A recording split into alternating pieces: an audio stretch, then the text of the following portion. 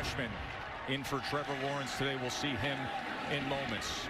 Travis Etienne on the return as he finds a seam out past the 25-yard line. All right, Greg, this isn't the BC that we've seen for many years. This isn't pound the ball of the ground game. Jurkovec gives them something different. And he's a lot like Big Ben Roethlisberger. He's from Pittsburgh, and that's his favorite player, and he plays like him. He moves around in the pocket really well. We mentioned how big Uiagalelei is.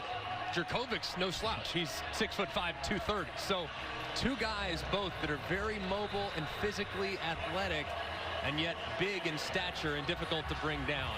And look at those stats on Jurkovec. He is top 10 in the country in passing yards, in completions, in touchdown passes.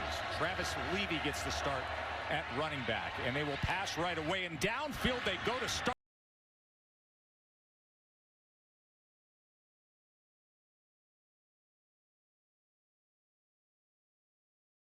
And a beautiful throw by Jurkovec to get things underway. He recognizes the speedy Flowers there on that slot go route. Plenty of room, slightly underthrown, working against Nolan Turner. So difficult to cover the underthrown deep ball. That's a great explosive play. Got to have a lot of those if you're BC, because this Clemson defense is pretty dang solid down in, down out. Play action, Jurkovec again, and gets it complete again to C.J. Lewis, who has become one of the breakout offensive weapons. I like what they're doing so far, just getting Jurkovec comfortable in the game, taking their shot early to their most explosive weapon at wide receiver, and then a little play action there to get Lewis involved. Two guys have gotten started, now expecting to get it to Hunter Long, their talented tight end, to get him going as well. Jurkovec again, and this time he's going to tuck and run. He's very capable as a runner as he slides down at about the 11-yard line. Holly, Clemson's missing some players defensively, aren't they? Yes, they're without their quarterback on offense, but they're also without their quarterback on defense, James Skalski. He's going to miss the next couple of games after a minor surgery on his groin. So that brings in Jake Venables, number 15. If the name sounds familiar, his dad is the defensive coordinator. How cool is this for Clemson? He's playing for his dad today, but I know that's not on his mind. He's just trying to fill in well for Skalski.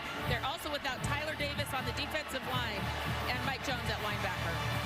Right now, this BC offense is coming right down the field with ease. 3 plays, 63 yards. Jurkovec, pressure, goes to the end zone, and that ball, Zay Flowers catches for a touchdown. What an athletic effort and body and ball control by Zay Flowers. Eagles score first.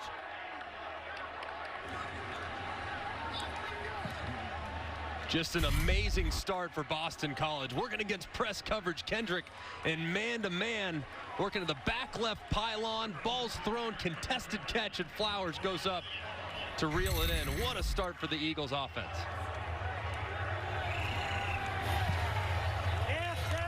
A flawless opening drive by this much different, and I mean much different looking BC team. All those years of the big bodies and the big backs and pounding the ball, and now Jurkovec and Flowers, and Coach Jeff Hafley is liking what he sees offensively this year. I love the movement by Jurkovec. You're going to see presence right up the middle. I mean, it's a good pass rush and a little bit of a bust on the left side of the offensive line, but Jurkovec, great poise, moves just ever so slightly to his right, throws the ball up to the back pylon, knowing he's got a guy to give him an opportunity. Just exceptionally well done on the opening drive by the talented sophomore quarterback.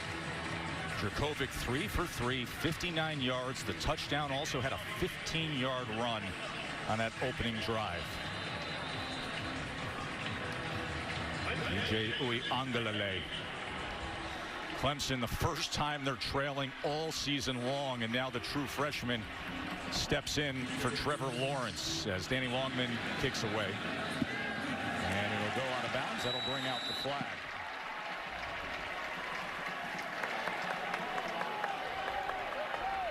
You know, it's interesting this week having all the conversations with everybody about the situation here at Clemson.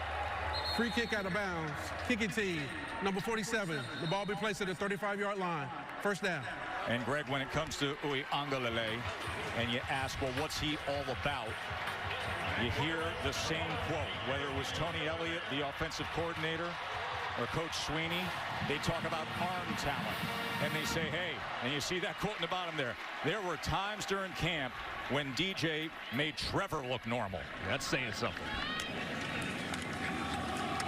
Etienne. He gets just a couple of yards that time. Of course, Travis Etienne can help a freshman quarterback. He comes in today just 43 yards away from passing Ted Brown as the all-time leader in ACC rushing yards. We'll be monitoring that. He's 41 yards away right now. 2nd and 8. Uiagalelei quickly gets it out for a completion to Rogers. I like what we're seeing right now from Amari Rogers, getting him started here in this game. He's been such a bright spot for this team. Last year, he never really looked like himself, Joe. He just looked a little slow, a little hesitant. Remember, he had the knee injury in spring football, so he's never fully healthy in 2019. Fast forward to this year, though, he's explosive, he's decisive, has been their most reliable weapon at wide receiver. 3rd down and 1. Etienne go ahead and pick up that 1st down for Clemson. Amari Rogers, you mentioned the torn ACL that was spring of 2019, and then played with that knee brace and now leads the nation in yards after catch. He's going to need to be big today, too, for a true freshman quarterback. He's going to need a lot of yards after catch. He's going to have some easier completions.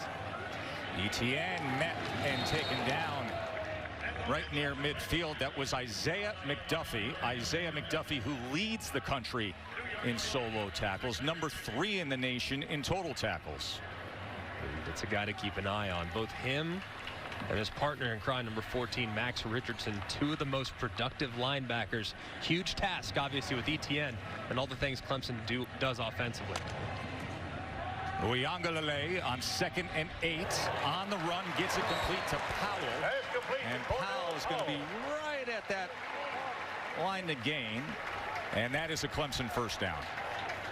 Like so far what we're seeing from offensive coordinator Tony Elliott. Couple easy completions. This one, you get Uiagalelei moving a little bit to his left, get those shoulders around, easy hitch completion to get him comfortable within this plan. Gonna pull it, and was looking for the quick slant that time, trying to find Spector, and a flag is down at the end of that play. Jason Maitre had coverage on Brandon Spector. Coach Sweeney, 12th year as the full-time pass interference, defense. Ball be placed at the spot of the foul. Automatic. 1st down.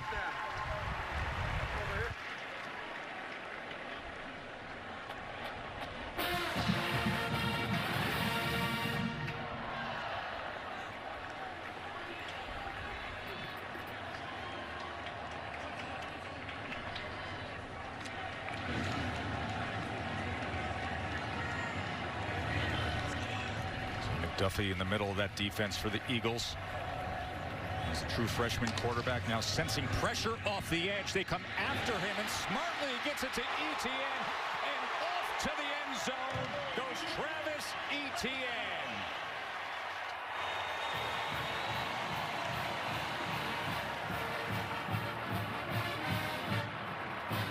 And with that touchdown, he breaks the NCAA record for most games with a touchdown. 42 games for Etienne. 72nd career touchdown now.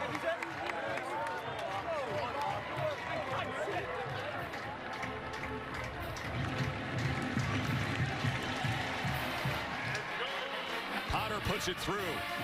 Well, we got ourselves an early offensive game here between the Eagles and the Tigers. Uiagalelei stepping in for Trevor Lawrence brings his team right down the field. A touchdown pass from DJ to pass of his career as he talks things over with Dabo Swinney. How about the other day Dabo said, hey, I went to go tell him Trevor tested positive for COVID. You're going to be the starter. He was in the film room all by himself. That's where you want to see your true freshman quarterback, isn't it, Greg? No doubt about it. He studied up take a better look at that last touchdown from the AT&T 5G Skycam. You see the pressure off the right-hand side, which forces Isaiah McDuffie. He's responsible for Etienne, and when Etienne exits the pocket and leaves, McDuffie falls asleep. It's a great job by Uiagalelei, getting the ball out quick, hot route, very poised and under control, and taking advantage of the blown coverage in the back end. Just exceptional start for both quarterbacks, Jurkovec and Uiagalelei. Jurkovec back out there now. David Bailey as the lone back for the Eagles. Zay Flowers in motion. Jurkovec pressure, and he goes downfield and connects again. Jalen Gale inside the 30. He was a huge recruit for Ohio State a few years ago, was a top 30 player in the country, and he also transferred to BC. And it's a great job off play action. You see the free safety get back to the middle of the field, but he kind of falls asleep a little bit and chases this over route. Watch, he's going to cover up. Hunter Long is working across the field, which allows plenty of space to the left-hand side for Jalen Gill to work, and a perfect throw away from the defender by Jurkovec. Man, just coming out aggressive gas pedal press. They got one of Notre Dame's biggest recruits at quarterback. They got one of Ohio State's big recruits at receiver, and this goes nowhere. Bailey couldn't find anything against the inside of that Clemson defense with Jake Venables playing middle linebacker for Skalski. It's obviously very difficult to run on this Clemson defense. If you look at the Boston College Eagles, the offensive line early in the year really wasn't playing very well, especially given their talent level. The right side has really come on, so they'll stress it, but it looks like it's a throw-first situation for them, at least early on, based on what their plan's doing. Pressure off the edge on 2nd and 11. Jurkovec going to the end zone again. Well overthrown. Looking for his favorite target, Flowers. Remember, tonight, we've got a great one in the Big Ten. Justin Fields, number 3, Ohio State, against Sean Clifford and 18th ranked Penn State. That is tonight, 7:30 Eastern, 4:30 Pacific, right here on ABC. Start your day with number 1, Clemson. Finish your night with Ohio State and Penn State. 3rd down and 11 for Jurkovec and the Eagles. 3-man rush, drop 8, Jurkovec. He's going to make a man miss and get the first down.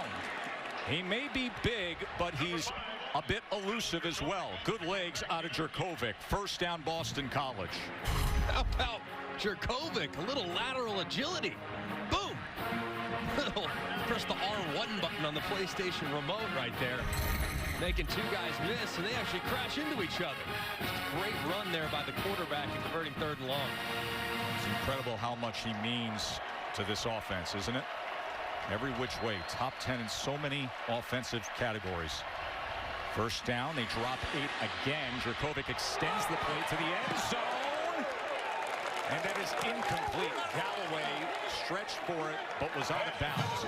Phil Jurkovec represents 79% of Boston College's offensive yardage this season. Greg, in the last decade and a half, that's the highest percentage by any ACC player. 79% of their yards come from number 5. It's really amazing when you think about the great quarterbacks. Lamar Jackson's the guy I thought for sure would account for that much production for Louisville a few years back. But Jurkovec's been fantastic. 2nd and 10. Has time. Goes to the other side. There was some contact there, and the flag comes in.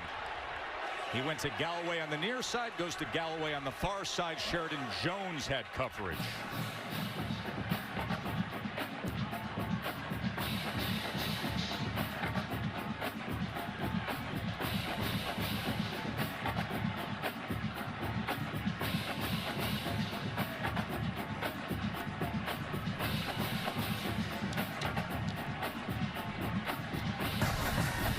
Pass interference, defense, number 26. Foul current to the end zone. The ball be placed to the 2-yard line. Automatic, 1st down. That is Marcus Woods, who is the referee for this ACC officiating crew. There's a great route. If you look to the left side of your screen, little stutter go burned the defender right out of his shoes. The ball was just really late. Jurkovec's got to get that ball up and down and throw it to the back left pylons. Touchdowns underthrown, however, and they get that contact there in the back of the end zone, set up first and goal from the 2. I just love the aggressiveness so far that we've seen from Boston College's offense. 13 personnel in for Coach Hafley's team. Him, Long, Witter, Dalton, 3 tight ends. Bailey's the running back. First and goal, touchdown, BC. Clemson never trailed all season coming into this game, and now twice BC has been out in front already here in this first quarter. Man, the left side just collapses this whole angle, and you're going to see Bailey one-on-one there at the second level, and all he has to do is just crash through one defender for the touchdown. And Boumeri puts it through. And this BC offense, 135 total yards and David Bailey. They refer to themselves as the Buffalo Boys. A.J. Dillon and David Bailey. So BC now with a couple touchdowns here in this first quarter. You think about Clemson in recent history. They don't give up first quarter points like this. Dixon from the 6-yard line. As the coverage gets him down to 22. Let's go to Kevin in the studio. Tess, let's go to the big house. Take a look at today's Capital One rewarding performance. The Paul Bunyan Trophy on the line. Michigan down 7-0 to Michigan State. Blake Corum, 8 yards to the outside. We're tied up at 7 apiece. Back to you guys. Thank you, Kevin. Always good to hear Kevin, Mark, and Booger take care of us all day long. Uiagalelei, the true freshman from St. John Bosco High School in California, same high school that produced Josh Rosen. Etienne. He is met after a gain of just about a yard and a half. DJ with the flick of a wrist. Cool 55, 60 yards, no problem. Hugs his mom. Got to do that for good luck. And then just 3 throws into his first start of his career. He finds Etienne for a touchdown. Uiagalelei is clearly very in control right now.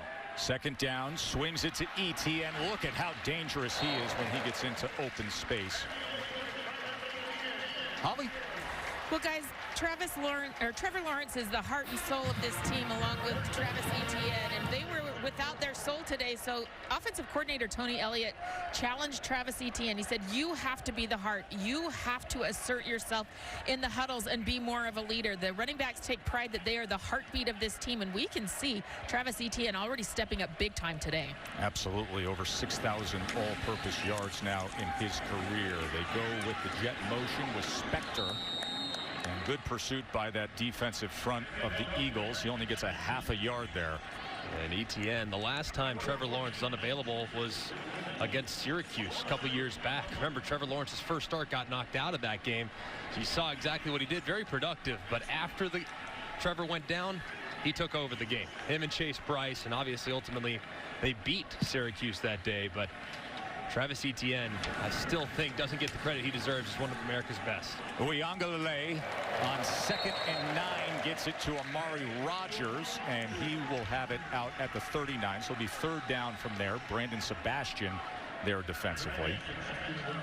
It'll be interesting to see the cat and mouse game between Tony Elliott, the offensive coordinator, and Tem Lukabu, the defensive coordinator for Boston College. Will he get up in the face? Looks like he's going to get up in the face of these wide receivers, challenge the underneath throws, and force the young freshman to try to throw it over their head. He's a perfect 6 of 6 passing. 3rd and 3. Uiagalelei, they pick up the pressure. 7 of 7, another first down. Davis Allen with the reception for Clemson. I think at some point, obviously, anytime you're playing against Clemson, you're concerned about getting up the big play. As we look at Tem Lukabu, excellent defensive coordinator, up-and-coming star in the profession, but he's at some point going to have to, I think, get to the line of scrimmage, challenge. I know they want to keep it in front of him, but they're giving up easy completions. First down run here as Dixon is taken down by McDuffie and Brandon Barlow. Remember the confidence for the true freshman. He walked in with a gold chain that said Big Cinco. Big number 5, the 250-pound true freshman. This was earlier today.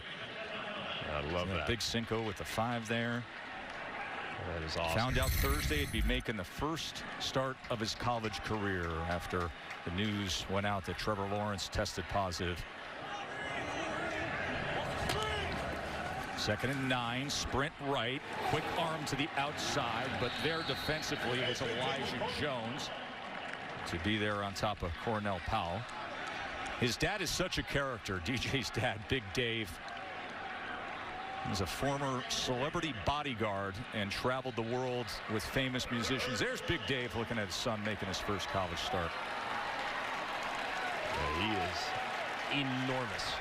Enormous Big Dave, and he's taught his son well, man.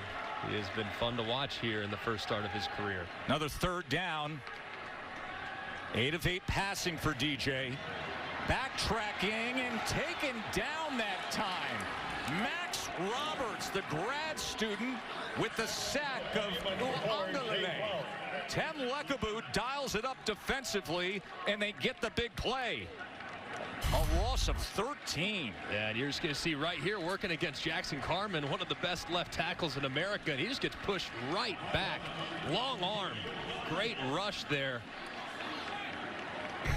as he's able to get home and drop the quarterback, the big quarterback. Excellent job by Roberts. So now on to punt is Will Spires, who had an eventful first half last week. Had a punt blocked, also had a fake.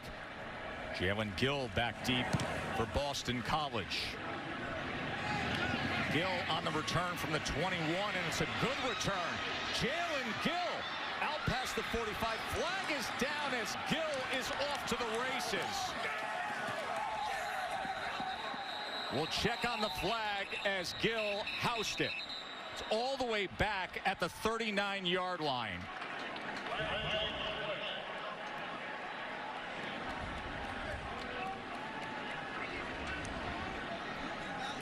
You get a glimpse of the pure speed of Jalen Gill.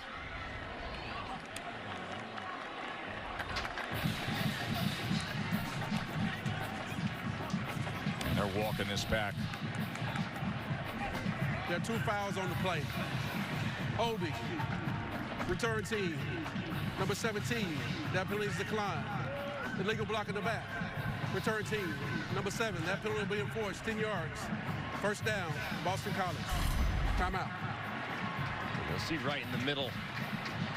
Big number 17. There you see right there, number 44 for Clemson. I think it was 44. You saw that right shoulder kind of dip. So a huge play wiped off the board.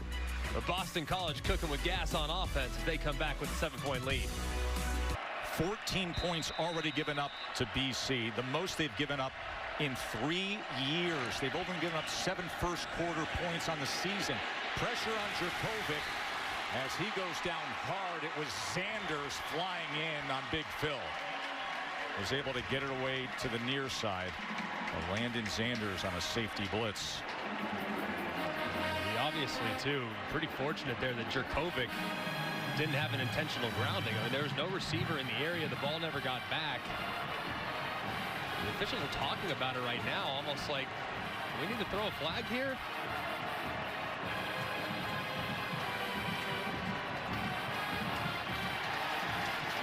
And you hear the crowd reacting. Technical grounding. Offense, number 5. Lost it down at the spot of the foul. 2nd down. And right there, the ball never crossed the line of scrimmage. Jurkovec, I don't even think he got out of the pocket either. There's a good call by the official, taking the time, having the communication, and finally a good positive play there from Clemson's defense. They hadn't really done anything well up until that point when Sanders forced the intentional grounding. Spot foul, a loss of 12. It was a good call by their defensive coordinator, Brent Venables. They need to disrupt the rhythm of this BC passing attack. 19,000 fans here today at Memorial Stadium. 2nd and 22. Jurkovec, all kinds of time, and he goes to the near side to C.J. Lewis. Big-bodied receiver from Hamden, Connecticut. Played his prep ball at Cheshire Academy. 6'3", about 220-pounder. Good job up front. Only a 3-man rush from Clemson. Drop 8. Understanding where the holes are and the voids are in the zone. A little late getting to it as he scanned the field. That's called a sprinkler read when you go all the way from left to right. Got there a little late. Sets up a much more manageable 3rd and medium. 17-yard reception makes for a 3rd and 5 now. Jurkovec on 3rd and 5, incomplete.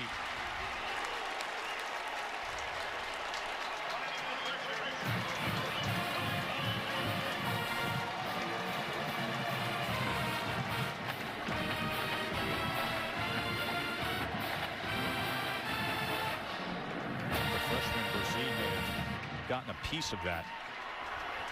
Amari Rogers will be back deep. Grant Carlson, a grad student from Missouri City, Texas, on to punt for the Eagles.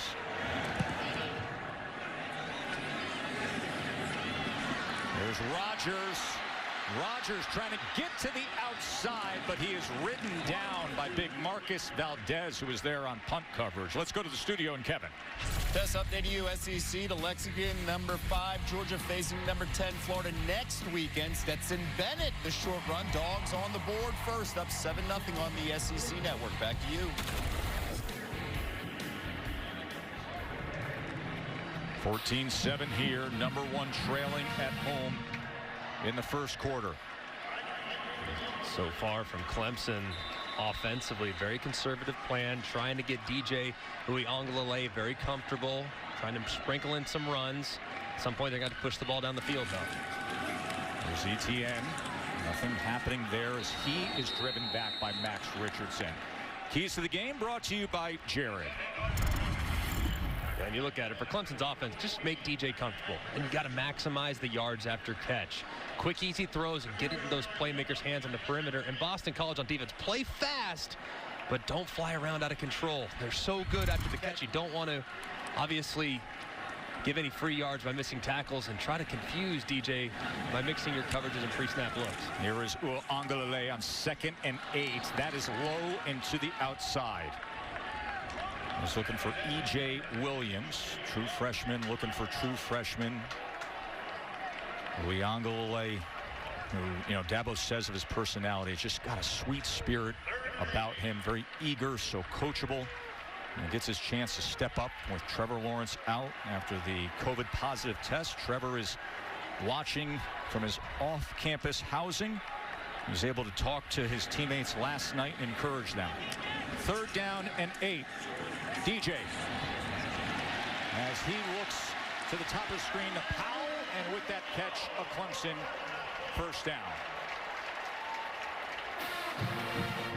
Nice route there by Powell, getting big for his quarterback. Little curl route, walling off the defender who's right on his back, and converting on a nice catch and throw. There's Etienne trying to set a record today, and he shaves a little more off. A flag is down. Etienne trying to become the all-time leading rusher in ACC history today. Personal foul, chop block, offense, number 62 and number 56. 15-yard penalty from the previous spot. 1st down. That's Kate Stewart, the center. Will Putnam, the right guard, combining. Yeah, just watch the right side of this offensive line. See as the right guard goes low. Putnam as Stewart's trying to engage and jump leverage. And a good call by the official. You're engaged. And the center was in that regard. And the guard goes low. It's going to be a call every single time, trying to protect those defenders' legs. So good call there. And unfortunate for Clemson just not being able to pass off that game as they were working at the 2nd level. So a 1st and 25 after that penalty. Uiagalelei. Miscommunication. Is that a live ball? They're talking it over as to where he threw it and where the ball went to, and they're saying incomplete. Ruling on the field is a backward pass that went out of bounds. 2nd down. Oh, they're saying it's a backward pass that went out of bounds. So they are marking the ball at the 17-yard line.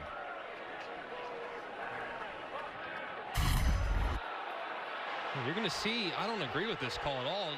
Uiagalelei is throwing it obviously right there, and the ball lands at the 20, but he's throwing it from the 18-yard line. I mean, that ball is clearly traveling forward. The ball lands at the 20 and throws it from the 18. Pass is under further review. Yeah, that's a little hard to digest based both on the live look and then you see the replay, but the play is under review, so they should be able to clean this up. Well, 14-7 game, a great start by the BC offense against this Clemson team that's won 35 straight regular season games. Let's bring in our rules expert, the three-time Super Bowl official, John Perry. John, what do you see here? Joe, you guys got it. It's the point of release to where the ball hits the turf, forward pass. They'll add some time based on it being an incomplete forward pass. John, I know you're always up on everything that's going on in officiating. What have you made about the way that COVID and the pandemic has affected college officials so far this season? It's huge. You know, the cohesiveness for the guys and the gals officiating these games on Fridays, Saturdays, and Sundays. They're never together live. It's all Zoom meetings. They all travel independently. They all eat independently. They're never together except for game day.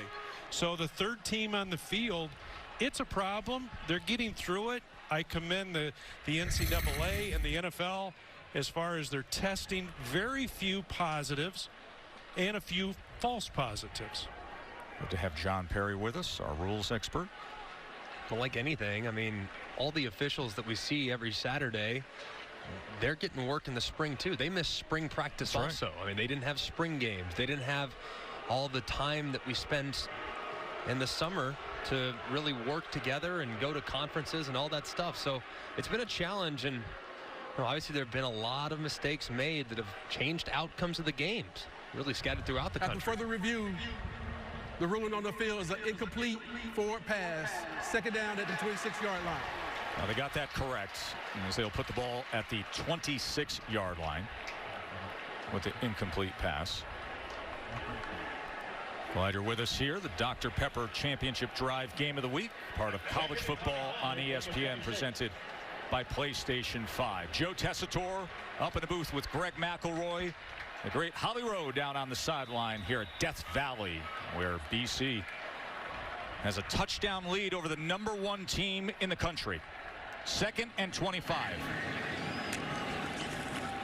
Uiagalelei on the slant gets it complete to E.J. Williams. E.J. Williams went to the same high school as Justin Ross, the receiver. Very excited about that young man. I think he has a very bright future. Not knowing a ton about him, not knowing his backstory, but putting on the film, and it's like, man, he's an effortless runner. So once Ross hopefully gets healthy as soon as humanly possible, not this year naturally, but when he's back out there, if it is here in a Clemson uniform, they're going to be a dynamic duo on either side of the field. Ross had spine surgery. Hope the best for his football future. 3rd and 16. Uiagalelei is 10 of 12 for 92 yards, had the touchdown pass to Etienne. Can he convert here? Lots of time on 3rd and 16 and gets it complete to Rogers. What a laser throw by Uiagalelei.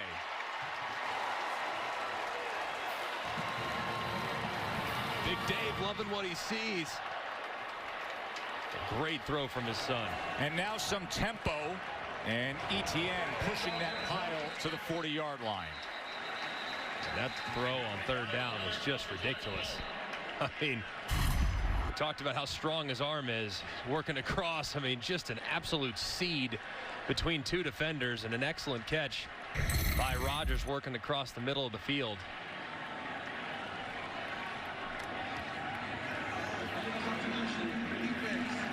Five-yard penalty, 1st down. See that pure arm talent from DJ. He's a tremendous baseball player. Throws in the mid-90s. A lot of folks say a potential high draft pick in MLB. About a month ago he said, hey, listen, I most likely won't be playing baseball at Clemson or beyond. But that was a part of his recruitment, the ability to play both sports. Right now he is the starting quarterback for #1 Clemson, as Trevor Lawrence is out after testing positive for COVID. Etienne trying to get to the edge. He does so before he is ridden down by Maitre. Final seconds here of the first quarter. A wild one. Number 1 is trailing Boston College. 14-7 Eagles. We'll be back after this message and a word from our ABC station. As they celebrate a moment of unity, it is Unity Week this week in the ACC, and I love seeing these words painted on the Clemson field. Unity, equality. These young people continue to drive the conversation of being together and making a better world. DJ downfield to the end zone.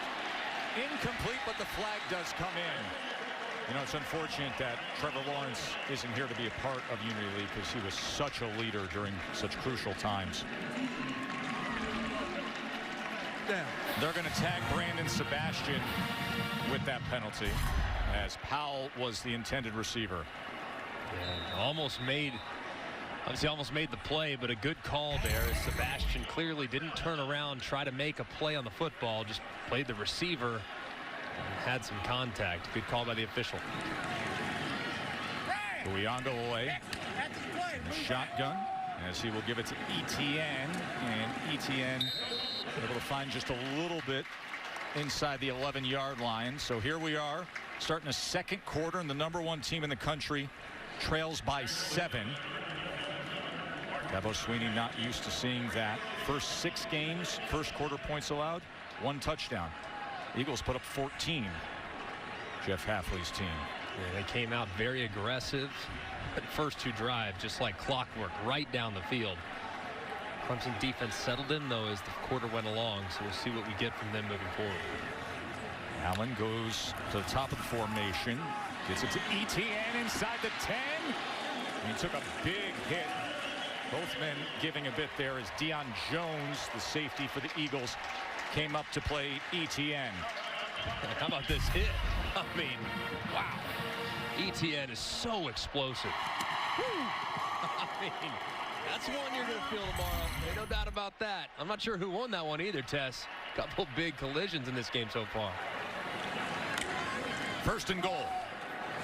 Etienne trying to go up over the pile that time, but his legs were taken out by Isaiah McDuffie and Barlow. Isaiah McDuffie, we told you, leads the country in solo tackles.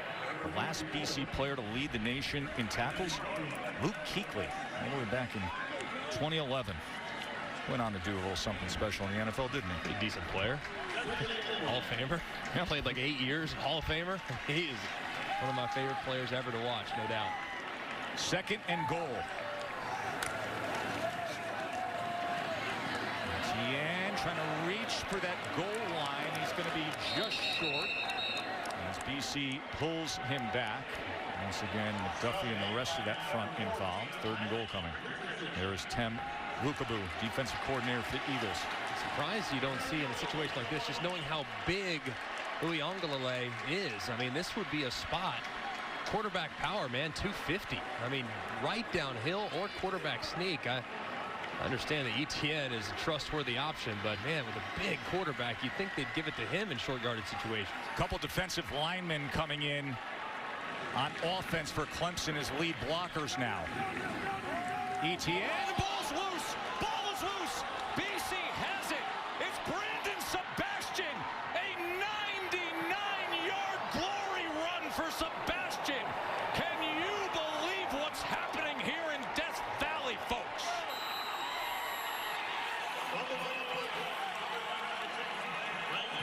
Scoop, score, and Eagles soaring.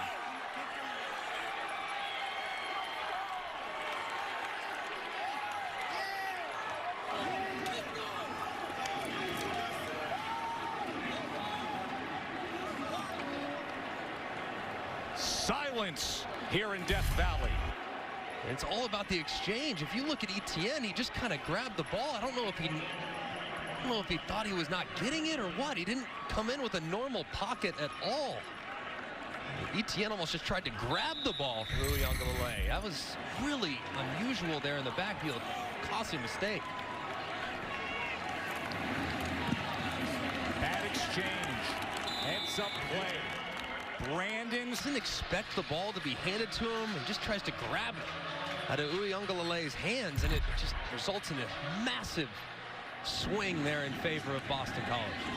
Lynn J. Dixon on the return now for the Tigers. And he struggles to make his way to the 20-yard line. Kevin, what's up? Test time now for our protection spotlight, brought to you by Allstate. We're taking a look at a great touchdown play in the American. Memphis down 7-0 to the 7th-ranked Bearcats. And how about Brady White to Taj Washington? Nice protection. Bye-bye. Yakety yak, 92 yards to the house. How would Cincinnati respond? Desmond Ridder to the outside. He'll win the foot race around the corner. Right now, 14-7 Cincinnati on ESPN. Back to you. Thank you. Busy day throughout college football. This is the score that's getting everybody's attention right now. Etienne goes ahead for about 3.5 yards. Moments ago, it was West Haven, Connecticut's Brandon Sebastian with the 97-yard touchdown on the fumble return.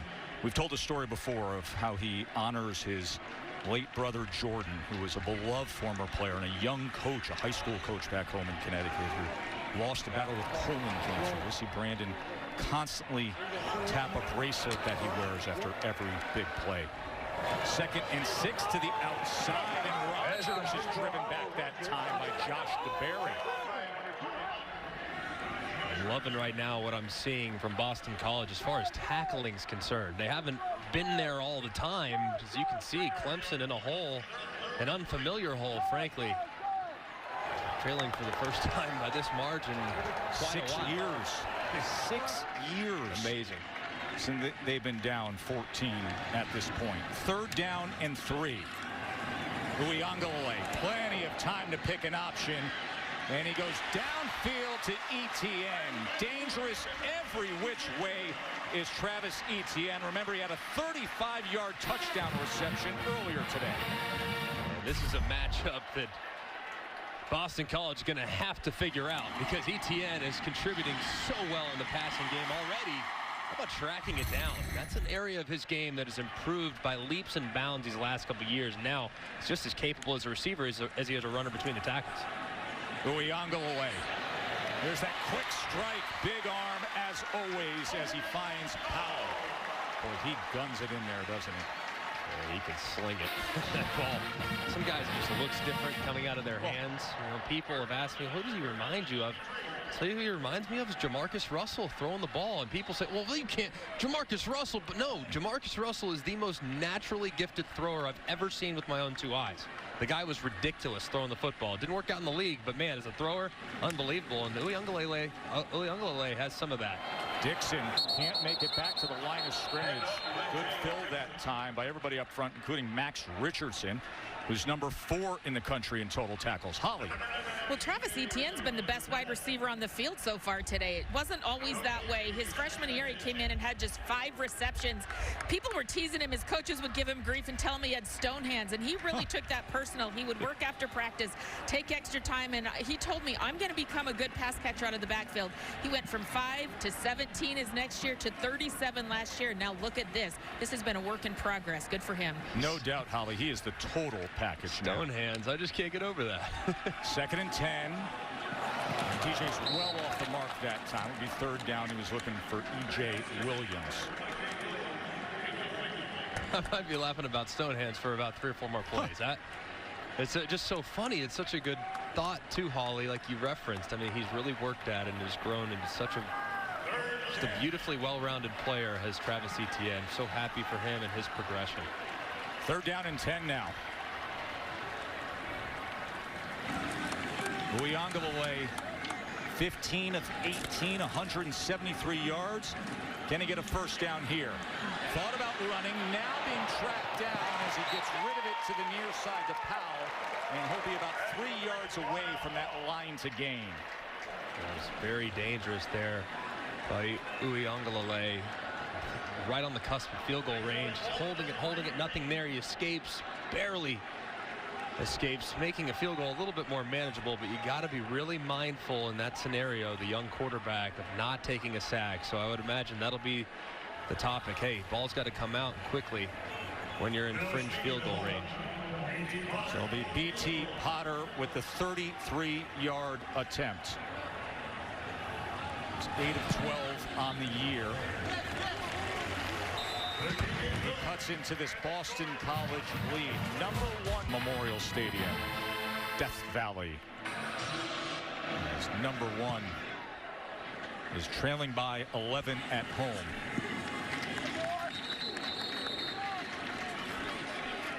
Now this week on Sunday NFL Countdown, Tom Brady, Randy Moss, they go one-on-one, a sit-down conversation. Tua is making his NFL debut. We can invite you to kick off your Week 8 Sunday NFL Countdown at 10 a.m. Eastern on ESPN.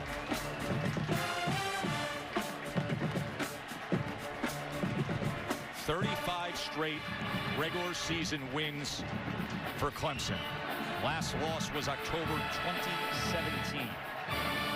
Here's this BC team with Phil Jurkovec at quarterback, already with 21 points on the board as Travis Etienne goes ahead. BC opened things up with Zay Flowers, dangerous receiver. Yeah, really good plan so far from Boston College. Coming out, just throwing it down in, down out. Really haven't tried to do anything, obviously, on the ground. And then, of course, the big fumble by Etienne at the goal line, which led to the 97-yard fumble return by Sebastian. Boston College has been up to the task. 2nd and 7. Pressure on Jurkovec. And they're going to waive this. Those Venables coming in on him. False start. Offense, number 78. 5-yard penalty. 2nd down. Reference this Boston College plan so far. So look at Etienne. Phil Jurkovec, no surprise, is their leading rusher at this point. They only handed the ball off to the running backs 3 times combined between Levy and Bailey. One, of course, Bailey on the touchdown, but Jurkovec's cooled off just a little bit after a very hot start. So you need to get him back in the game throwing the football. He started 4 of 4 since then, 1 of 4 passing. And that was off the mark as he was going on the shallow cross to Zay Flowers. So it'll be 3rd and 12. Last time there was a 3rd and long. Jurkovec opted to take it himself, made a guy miss. So you would imagine that Clemson are going to be really mindful of that quarterback run. So if they rush the passer, they can't over-rush the passer and allow for lanes for him to escape and expect one of those 2 linebackers there in the middle of the field to keep their eyes on big number 5 in a quarterback spy situation. 3rd down and 12. Jurkovec looking for an option downfield, and he finds Hunter Long. Hunter Long, who coming into this game leads all tight ends in the country in total catches. Great job here because you're going to see leakage and a little loop twist up front. Boston College offensive line doesn't pick it up, but Jurkovec hangs in there, staring down the barrel of a loaded gun. Somehow finds a way to get it to his talented tight end. Great conversion by the Boston College offense. That was 13 yards on what was 3rd and 12. And now David Bailey takes it ahead to the 40-yard line. Holly. Well, Phil Jurkovec was a highly recruited kid, went to Notre Dame, and he said it was my dream school. It broke my heart to leave there, but he just didn't get on the field. So he entered the transfer portal, and that very day, Jeff Hafley got onto campus as the new Boston College head coach. 4 days later, he was there on an official visit. Jeff Hafley's the personal one who went into the airport to pick him up, didn't leave his side. The next Monday, he was in class. That is typical Jeff Hafley, as you see the young freshman, Brian Brzee, as he came across and made contact with Alec Lindstrom. Offside. Defense, number 11. Made contact. 5-yard penalty. 2nd down. And you wonder, I mean, for Jurkovec, obviously Notre Dame, I think it was probably a pretty easy recruitment for Hafley, though, guys. I mean, all you had to do is say, look, we wear the same helmets, you know, same uniform, similar color. I mean, so, but in all seriousness, it was a massive coup for this Boston College program to get Jurkovec, a guy with 3 years of eligibility remaining and a ton of talent. Second and 1 after the penalty, and Bailey will go ahead to move the chains. It was interesting. We spent some time with Jurkovec about a month ago. We were doing that North Carolina game on ABC. He said, listen, I went to Notre Dame because of the brand. But when he paused and thought about where he wanted his future, he said, I came to BC because of the type of people. And I think Holly's story speaks to that with Coach Jeff Hafley. Yep. And the way he put out the welcome mat right away. Yeah, and I think obviously Frank Signetti, the offensive coordinator, he's done a really nice job of putting together this multiple offense with a pass-first approach. Here's Levy. Levy's got some room past midfield and then dives ahead to the Clemson 45-yard line. So the BC offense is on the move again. 8 yards for Travis Levy. They found their running backs too. So and this is a spot here where if I'm Boston College, moving the ball pretty well offensively, like my wide receivers, love my tight end, I'm gonna go heavy play action, throw it down the field. Second short, likely going to be able to convert 3rd and 2 if you play the percentages. So I would take a big shot right here. See if you can't catch that Clemson defense sleeping and throw it over their head. Second and 2, A-gap pressure being shown by Venables. They run right into it. Doesn't go anywhere. Loses a yard. So it'll be 3rd down. Muscole with the tackle.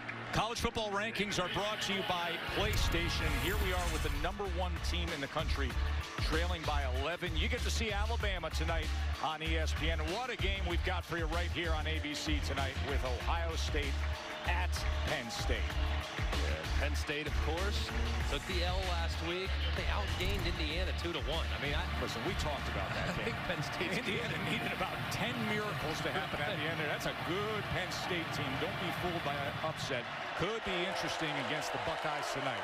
Crowd wants a stop on 3rd and 3. Jurkovec on 3rd down, being chased back to his own 40. Flag is down as he goes downfield. Net ball's intercepted by Nolan Turner. He was on his back and somehow came up with it.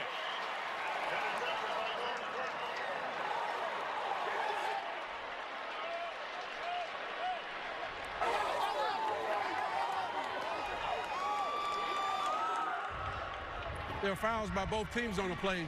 Holding, offense, number 23. Personal foul, roughing the passer, defense, number 7. The foul's offset. 3rd down. Wow. Wow. Wipes it all out.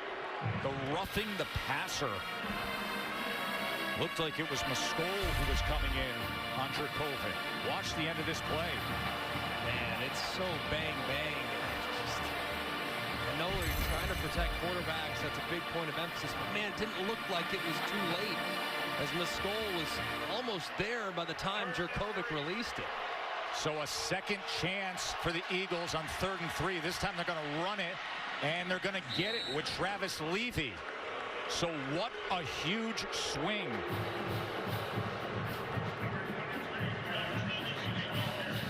Just massive right there from the officials. Talked just a second ago on 2nd and 2, take a shot. Well, now you got 1st and 10 plus territory. This is college football shot down 101. Like, this is where you usually are going to see a heavy play action, throw the ball down the field. So let's see if Boston College tries to get aggressive here against this Clemson defense. So we're 3.5 minutes to the half. Bailey, as he surges ahead to the 40-yard line. Reminder, Week 8 Monday Night Football. Tom Brady and the Bucks, Daniel Jones and the Giants. 8 Eastern, 5 Pacific on ESPN. And coverage will begin on Monday Night Countdown at 6. Going to take a break here. A timeout by Clemson. Eagles with McElroy. Holly Rowe here as the #1 team in the country. Trails by 11 at home. Travis Etienne lost a fumble that was returned 97 yards by BC's Brandon Sebastian. He's lost a fumble in 2 of his last 3 games.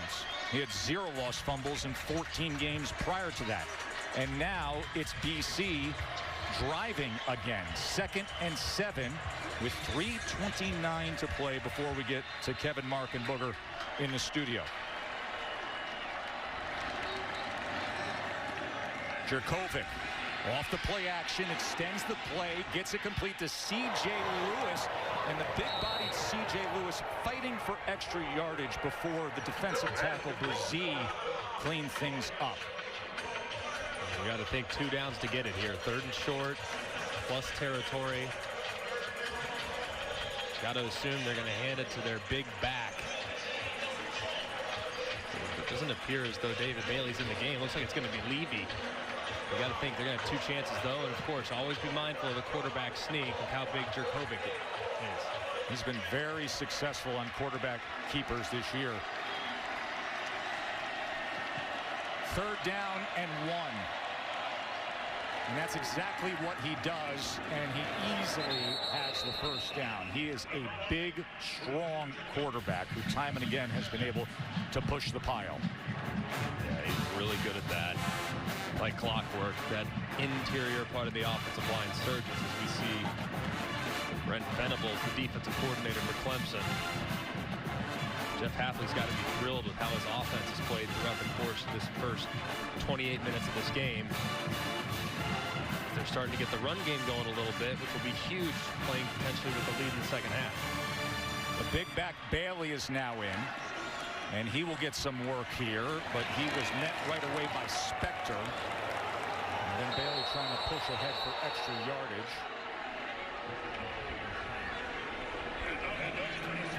And Venables, the defensive coordinator, trying to slow down this BC offense. Bailey went ahead for 3 yards. Another timeout used by Clemson. We'll take a short. What is equivalent to that level of sound? Now the truck is going like all Who Wants to Be a Millionaire on you here. They're giving you multiple choice now for the Aflac trivia question. Yeah, I would say E, our booth before the game, as we were rocking some REO Speedwagon and some Doobie Brothers, but that's not an available option.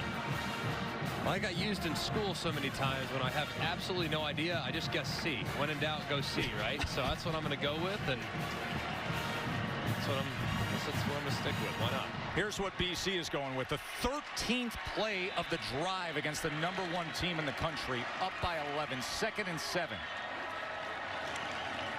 Levy going to test that left side, and just a couple of yards there. Venables and the rest of the crowd in on the tackle.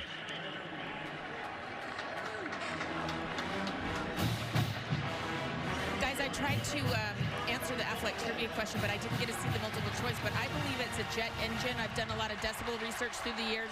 I believe hearing death is at about 140 decibels, so that was pretty loud. Good job for that crowd back then. We'll give you that answer in a moment. DJ looks on. His defense is on the field looking for a stop here on 3rd and 5. BC trying to add to their lead against #1 Clemson. Clemson has won 27 straight games against ACC opponents. 48 of their last 50. And a timeout is going to be used by BC.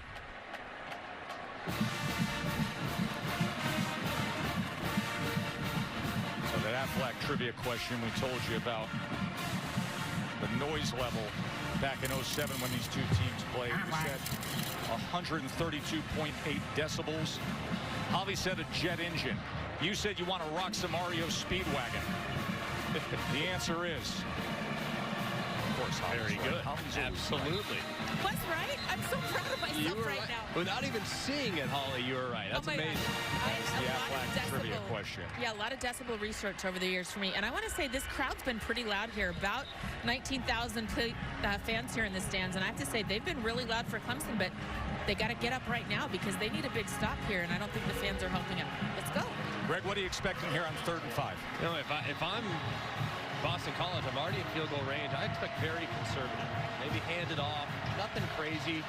Something very high percentage. Keep that clock rolling. Force Clemson to call another timeout. And of course, if you drop back and try to get too aggressive, you could take a sack knocking you out of field goal range. 14th play of the drive. They do keep it on the ground with Bailey, and that big offensive line pushes him ahead for just a couple of yards. Clemson, the 1 timeout remaining, and they will exhaust that now. I like that call from BC. I think that makes a lot of sense. Force Clemson to call their final timeout, and don't potentially run the risk of knocking yourself out of the opportunity from potentially stealing 3 here before the half. Listen, this is an interesting week for Boston College being on the other side of all the breaking news, because this is a team with Jeff Hafley who, I mean, he's come in, he's got these kids believing. They are a completely different offense. They're fun to watch. They have some playmakers. And then all of a sudden on Thursday night, they're sitting there and they find out you're not playing against the best player in the country at quarterback, so the confidence bubbles up even more. Yeah, and if you really look at it, it's been more about Boston College's offense in this game. We can point to the mistake made by Clemson and the ball handling between DJ Uiagalelei and Travis Etienne that led to 7 points. It was really a 14-point swing, though, because they were on Boston College's 1-yard line. But for the most part, BC's offense has been in control. Great rhythm throwing the football, and now on this most recent drive, being able to get that run game a little bit going. So Brent Venables and that Clemson defense got to find some answers in the final 30 minutes. So Aaron Boumeri on for the 40-yard field goal attempt. As they split out, Danny Dalton's a fake. Tessitore is under center on 4th and 2, and he got him to come off sides. John Tessitore came up and played quarterback at the last second, and they may get a first down out of this. How about that on 4th and 2?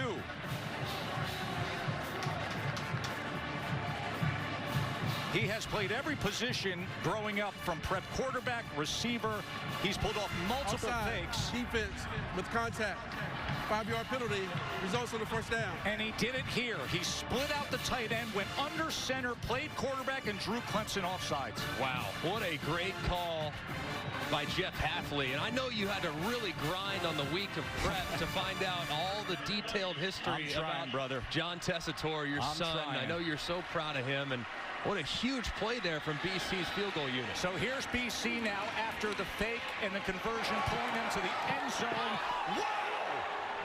What a score! C.J. Lewis, bobbling circus, and how about it?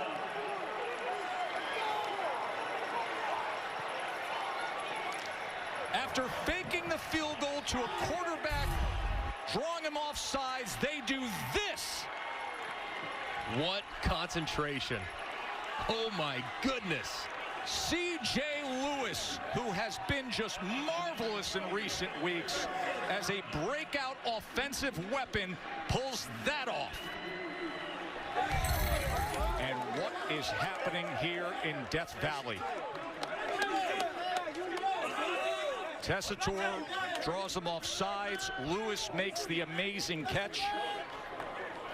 Couple kids who grew up 5 minutes away from each other. Just an amazing 2-play sequence. I mean, absolutely amazing. Heads up play by Hafley. Great job by Tessitore executing that hard count to get Clemson's defense to jump. Fresh set of downs. And then, hey, since you're playing with house money, might as well take a shot downfield. One-on-one coverage. And Lewis reels it in. You see that right foot. Unbelievable by C.J. Lewis. Yeah, that right foot is in. I mean, you can see down, left's in, no problem. Right foot in, and then right there, just scooping it up, right up off the turf. All will be confirmed. And Boston College cruising offensively with just a couple incredible plays. After further review, the route on the field is confirmed. Can you believe what we have happening here? And remember that big penalty that kept this drive alive. A 15-play drive, converting a 4th down with a penalty of drawing them off, and then this amazing catch by C.J. Lewis. Just amazing. And it's all right here. I mean, Tessitore going to the line of scrimmage, a lot of urgency, and look at that head fake. I love the inflection of the hard count and how you can use it as Tessitore runs up, makes a huge play for his team. And then Jurkovec paying it off. How about Lewis? The concentration, just scooping it right up off the turf and making a huge play. Those are the plays you have to make when you're playing the #1 ranked team in the country on the road, massive underdog. You got to take advantage of the other team's mistakes. Right there, Tessitore's hard count led to a mistake by Clemson, and Jurkovec taking full advantage, giving them 6 more points, officially 7 after the extra point, likely heading into halftime with a very comfortable lead. How about that catch by Lewis? Kevin, Mark, and Booger will have the Capital One halftime report coming up in moments. I can only imagine what people are seeing around the country as this score flashes and they make their way over here to ABC and they're saying the #1 team in the country. Hey, listen, I know who's not playing, but the rest of that roster is loaded with 5 stars, and you know how much is on the line here. The record streak, 35 straight regular season wins, 27 against ACC opponents, and that shiny, glossy #1 next to their name. Uiagalelei, as he drives it to Powell, who gets a couple extra yards against Brandon Sebastian. No timeouts for Clemson.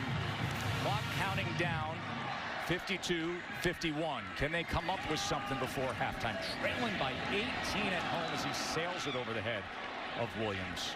Yeah, off the mark there. He's missed 2 now, throwing out routes to his left. This is a huge drive for DJ Uiagalelei to get some momentum. You referenced the fact that Clemson gets the ball at halftime, so you can go 2 for 1 here.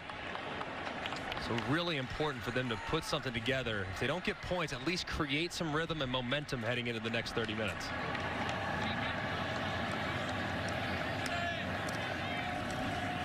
Second downs being chased back. Big true freshman incomplete. That'll leave them with 3rd and 10 and 40 seconds. He was looking for Galloway. Uiagalelei 17 of 22, 192 yards and a touchdown. The problem hasn't been the true freshman quarterback filling in for Trevor Lawrence. It has been the Clemson defense trying to contain that guy, Jurkovec, and this fired up BC offense.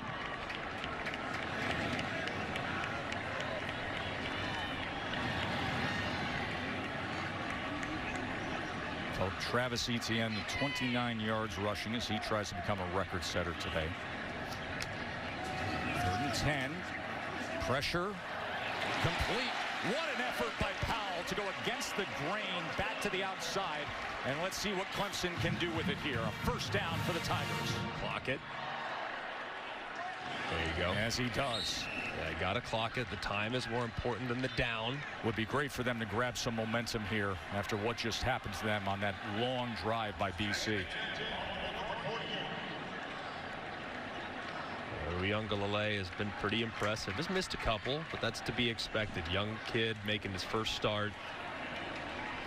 Settling in, though, and sometimes when you're in a 2-minute situation, that's when you're just playing, not thinking, not trying to steer it, you're just playing. So might be at his best when working in rhythm with tempo here in a 2-minute drill. Uiagalelei, half a minute to work with here. Another strong completion to E.J. Williams. Fine-looking true freshman. And now Clemson's in business, looking to strike. And he'll clock it again. That leaves 23 seconds before we get to the halftime report with Kevin and the guys. This has already been a really nice response from Clemson's offense. Chunk yardage, starting to work the middle of the field. They have plenty of opportunities to push the ball down the field even further.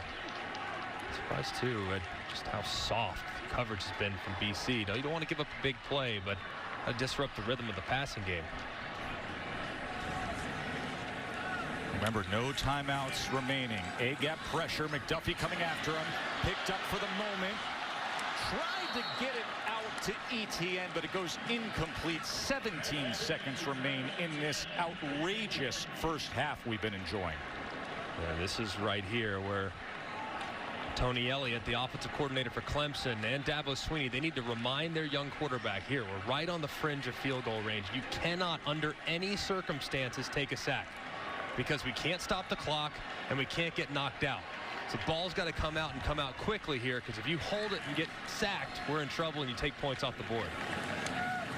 Safety pressure here against Uiagalelei. Incomplete. He was looking for E.J. Williams. So now 3 throws to his left on out routes that have been way high and way inside. If I'm Boston College in the second half, I'm making note of that, and I'm going to give him that. I'm going to let him take that. I'm going to try to spin coverage the other side of the field and see if he can be more accurate throwing to his left. B.T. Potter has a big leg. He has 4 career field goals over 50-plus yards.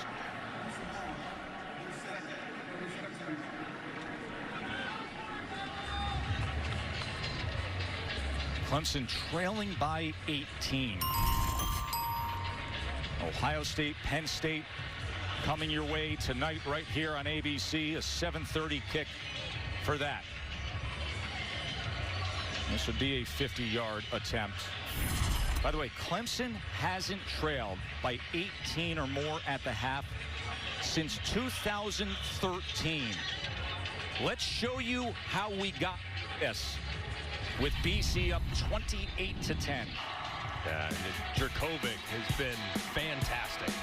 I mean, this was huge. I mean, an interception, but it was called back because of the roughing the passer. Boston College gets another chance. Then on 4th and short, John Tessitore going up, doing an amazing job with the hard count, and then cashing in on the deep ball to C.J. Lewis, who made a remarkable catch there off the turf. First time. This gets right in. So a 50-yarder from B.T. Potter. He has been so impressive. That ties the Clemson record in terms of 50-yard field goals in a career. He has 5 of them now. Just beautiful. Little draw right in there off the right upright. Just enough. 3 or 4 yards to spare. Great job from Clemson's offense to stop the bleeding. And then just, hey, calm down. We've got a lot of game left. Just take it one play at a time in this 2-minute drill and give our kicker a chance. They do. And he makes it good on them.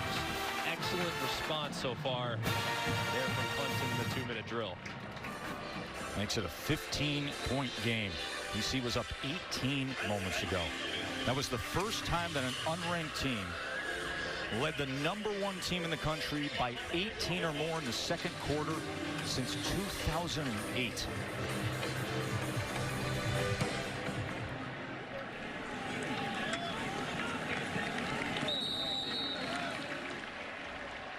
Clemson has never lost a regular season game when they've been the nation's #1 ranked team. 5 alive here with these 2 quarterbacks, DJ and Big Phil, and they've put on a show in this first half, haven't they? Yeah. Been a fun one to watch. These guys combined are about 13 feet and 500 pounds. That's right. They are putting on a show so far. It's so fun to watch these guys duke it out here in the second half of this outstanding football game. Boston College leads the #1 team in the country 28-13.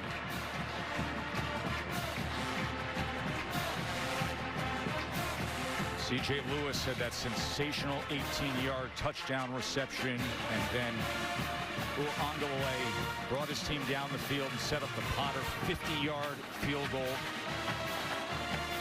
#1 is in a fight against these Soaring Eagles. Grab at the handoff, and the quarterback's got to do a better job putting it a little bit lower, right on the bottom of that 9, making it easy for Etienne. What a play and what a return there. Brandon Sebastian, 97 yards, the game changer. Jurkovec doing his job. And when you look at Uiagalelei, what do you think so far? Well, I think so far the game plan has been nice and easy. He's going to be a distributor of the football, get the ball out of his hands to the playmakers. The problem is the Clemson defense has to show up because they're not playing right now. All right, keep this in mind. Dabo 1-11 when trailing by double digits at the half in his career at Clemson. They are down by 15. Meanwhile, Georgia taking on Kentucky on the road. They've got Florida next weekend. Kendall Milton up the middle, 14 yards, moving the chains. Stetson Bennett on the ground. He can do this as well. They're up 7-0. And then What do you notice about Bennett and his size here, Mark? Yeah, Kev, this is an issue for the Georgia Bulldogs. He's only 5'11". He's got a 3/4, almost sidearm release. This happened against Alabama. It's now happened again. These defensive linemen are getting active and tipping those footballs, Booger. Yeah, I'm not concerned about the tip. What about the athletic play by the big fella there? Yeah. And listen, we know Georgia can run the football. We're going to have to see them, the mailman and Stetson Bennett, they have to throw the football a little bit better. Zamir White, the touchdown there, 14-3 Georgia. Welcome to the studio, Kevin Nagani, alongside the masked singer, right? No. Baby Alien, no. Baby Alien. Mark Sanchez and Booger McFarland. He did not dress up for Halloween. I love it. I'm a little disappointed. But right now, we've got some underdogs dressing up and playing really well so far. Michigan State, 21.5-point dogs, taking on Michigan at the Big House. And Rocky Lombardi to Ricky White. This is for the Paul Bunyan Trophy. You love all the trophies here. Michigan State up 7-0. Really poor job by the DB. Turn around, spot the ball, and knock it down. Meanwhile, Blake Corum to the outside. The ground and pound for Michigan. Here comes Lombardi again to Connor Hayward. And Michigan State, they lost to Rutgers. And Mel Tucker's team right now up 14-10 at the half. Kansas State, they're undefeated in the Big 12, but underdogs in Morgantown. Maybe those guys in the desert know a thing or two, because West Virginia, they've been playing really good football. Jared Dagey to Bryce Ford Wheaton, and how about this? Nice way to break the tackle and the balance. That would set up Dagey to Ollie Jennings, 5 yards. West Virginia's offense up 10-3. And he got all the way to his third or fourth receiver in his progression, Kev. Great job of being patient and trusting that offensive line down near the goal line. Neil Brown's got a really good offense. And then Letty Brown, West Virginia. How about this? And Kansas State's defense and special teams have been the storyline because they do not have their starting quarterback, Skylar Thompson, but they keep on winning. They're down by 14 at the half, 24-10, West Virginia. Iowa State off the loss to Oklahoma State, taking on Kansas. And it's Kene Nwangu up the middle, 18 yards for the Cyclones. Nice job on the zone read. Linebacker overflow. That's an easy walk-in. Brock Purdy, the keeper. He'll find the end zone. Yeah, Iowa State, how do you bounce back? You go to Kansas. Wow, shots fired. It's not hard to hit the target. Iowa State up 13-0. They missed the extra point. But right now, Daniel Hinshaw gets on the board for the Jayhawks, but it's 20-7 at the half. Now to your Capital One fan vote update. We go to the American in Cincinnati. They've won 14 of their last 16, but their 2 losses against Memphis. Desmond Ridder to Alec Pierce, 43 yards for the score. Brady White. And a quarterback loves this, right? The screen, and then you watch the wide receiver do all the work. Todd Washington. Oh, he was just shot out of a cannon. And those are your favorite stats to rack up as a quarterback. Nice and easy. Throw it behind the line of scrimmage and let him do the work. 92 yards to the house. We're tied up at 7 apiece. Then Desmond Ridder again on the ground. And Cincinnati, their top 10 team, number 7 in the land. Are you buying? I am buying because of their head coach and how physically they play, and the quarterback has been outstanding. And then Ridder again to Michael Young. You got to get a lot of points because you know Memphis can put it up regardless. Luke Fickell's done a great job with this defense, holding Memphis 21-10 right now. Bearcats at the break. A stunner. Jurkovec, he's been fantastic. Boston College looking to end Clemson made, and big reason why they're in control here at the start of the third quarter. Travis Etienne is back to return the kickoff here, and he does so from the 5. Etienne, the All-American running back, and a good return for Etienne. Holly. Coach, we know who they are missing, and people will talk about that, but how has your team come out here and made the most of this opportunity? Because it's not about them. This whole season's been about us, and it's complementary football. It's our guys being fearless, our guys being confident, our guys believing and doing it for each other, and that's all we've talked about since we've got here, no matter who we're playing. Offense did a great job coming out, moving the ball. We got the one takeover, turnover. We got to get off the field on third down. We got to play better on third down. All right, you had a very gutsy call on that 4th down opportunity. Tell me about Mr. John Tessitore with the successful play there. Yeah, we've been kind of working that all year and saving it for today, and I wanted to be aggressive, told him we were going to be aggressive, tested an awesome job getting him to jump off sides, and it led to a touchdown, so great job for Tess. I know his dad will be proud. Second half focus. Yeah, we got to get off the field on third down. We're getting the 3rd and longs. We're not getting off the field offensively. Hold the ball, continue to get the clock and the chains going. Play complementary football. Let it rip. Let's have fun. We're playing football today. Thank you. You got it.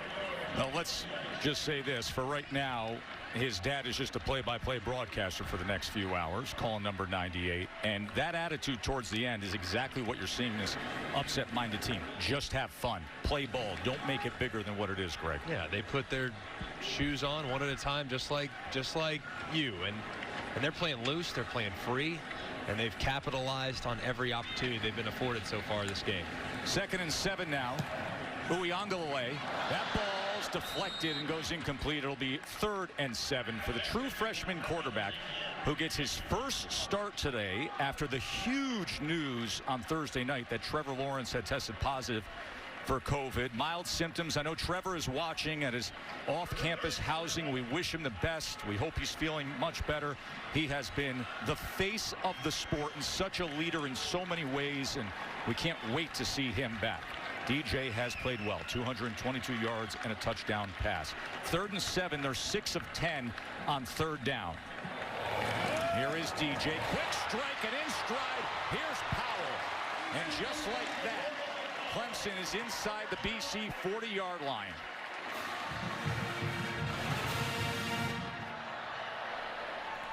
Really good design there by Clemson's offense.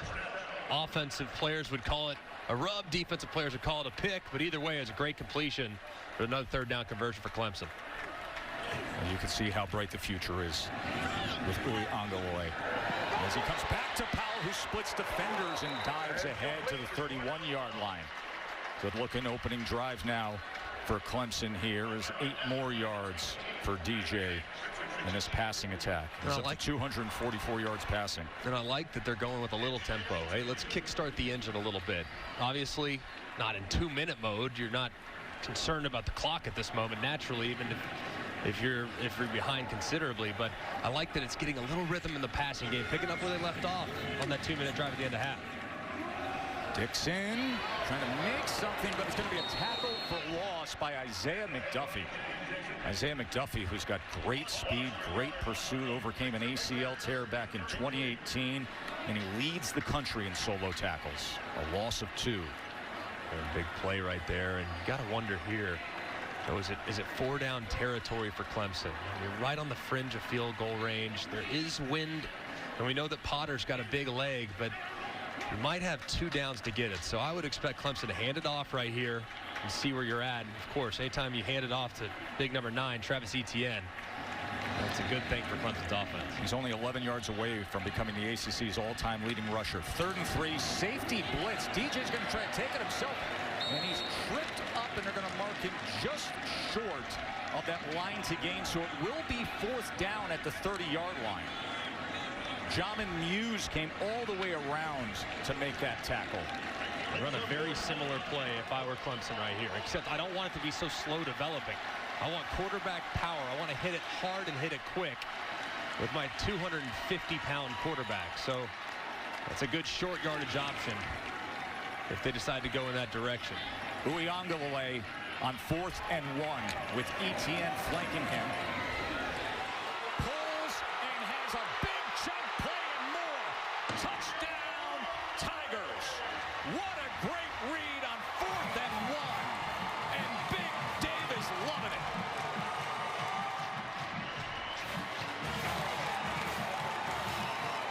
DJ Uiagalelei with the 30-yard touchdown run as Clemson mounts their comeback. Just a zone read. You see the end man on the line of scrimmage crash, chase Etienne, and Uiagalelei is out the gate. As you see at 250, he could still move. Great play. Just what they needed to open up this second half. A 7-play, 56-yard scoring drive. 30-yard touchdown run by the true freshman who steps in moments ago with a 30-yard touchdown run.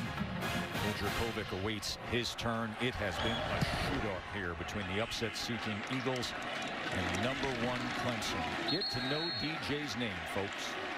He's going to be a good player.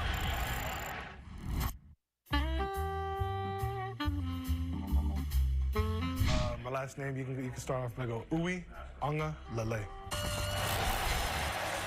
That's right. Uiagalelei, and there is Big Dave. His father, the 400-pounder who's been a celebrity bodyguard traveling the world, and his mom, Tasha, who everybody says, hey, you can talk about Big Dave and his athleticism. He's got mom's personality. He's calm and sweet and a great guy to be around. And now it's getting a little loud for 19,000 here in Death Valley as Jurkovec gets it complete to Galloway. Ball came out at the end. Is that a live ball? Xander's returning it. But the officials are all the way back at the 33 saying that Galloway was down. And that's where they will mark it, an 8-yard reception. This game's had a little of everything, hasn't it? Been wild. And you see, yeah, there's that elbow that's down before the ball pops out. It's close, and a heads-up play there defensively by Trenton Simpson, the freshman, swatting at the football. 2nd and 2. Now I think they're going to take a look here to see the end of this play. As the runner was down. The previous we'll take a quick break while they review the play on ABC. So it's 2nd and 2 as Boston College leads #1 Clemson by 8. Joe Greg and Holly with you here at Memorial Stadium, Death Valley. David Bailey will spin and have the first down for BC. Clemson cut it to 8. They trailed at halftime by 15. The 15-point halftime deficit, Greg, the largest halftime deficit for an AP #1 team at home since 1950. That was Notre Dame back in 1950. They trailed Purdue by 21. And here today, BC was up by 15 at the break. Now with the ball on a first down, up by 8. Jurkovec, a lot of time, and he can't connect with Zay Flowers. Zay Flowers, who opened up the day with an 11-yard touchdown catch from Jurkovec. And you can see, if you're just tuning in, this has been Boston College's plan. They just want to get Phil Jurkovec dropping back, surveying, and working his weapons on the perimeter. They feel like the path of least resistance against Clemson's defense is through the air. So Clemson's got to do one of two things. One, they got to do a better job of man coverage. They got beaten man coverage on several different occasions in the first half, or they got to pick it up from a pass rush standpoint. They've only got 1 sack on Jurkovec. He's been pretty nimble in the pocket. 2nd and 10. They bring 3 against Jurkovec. They chase him all the way back. He lost the ball, stumbled down, and then ended up back with the ball as a flag is down at the 30-yard line. What an odd scenario that time, as he lost his balance, lost the ball, rolled over the top of it. And now this official will have to clean things up here.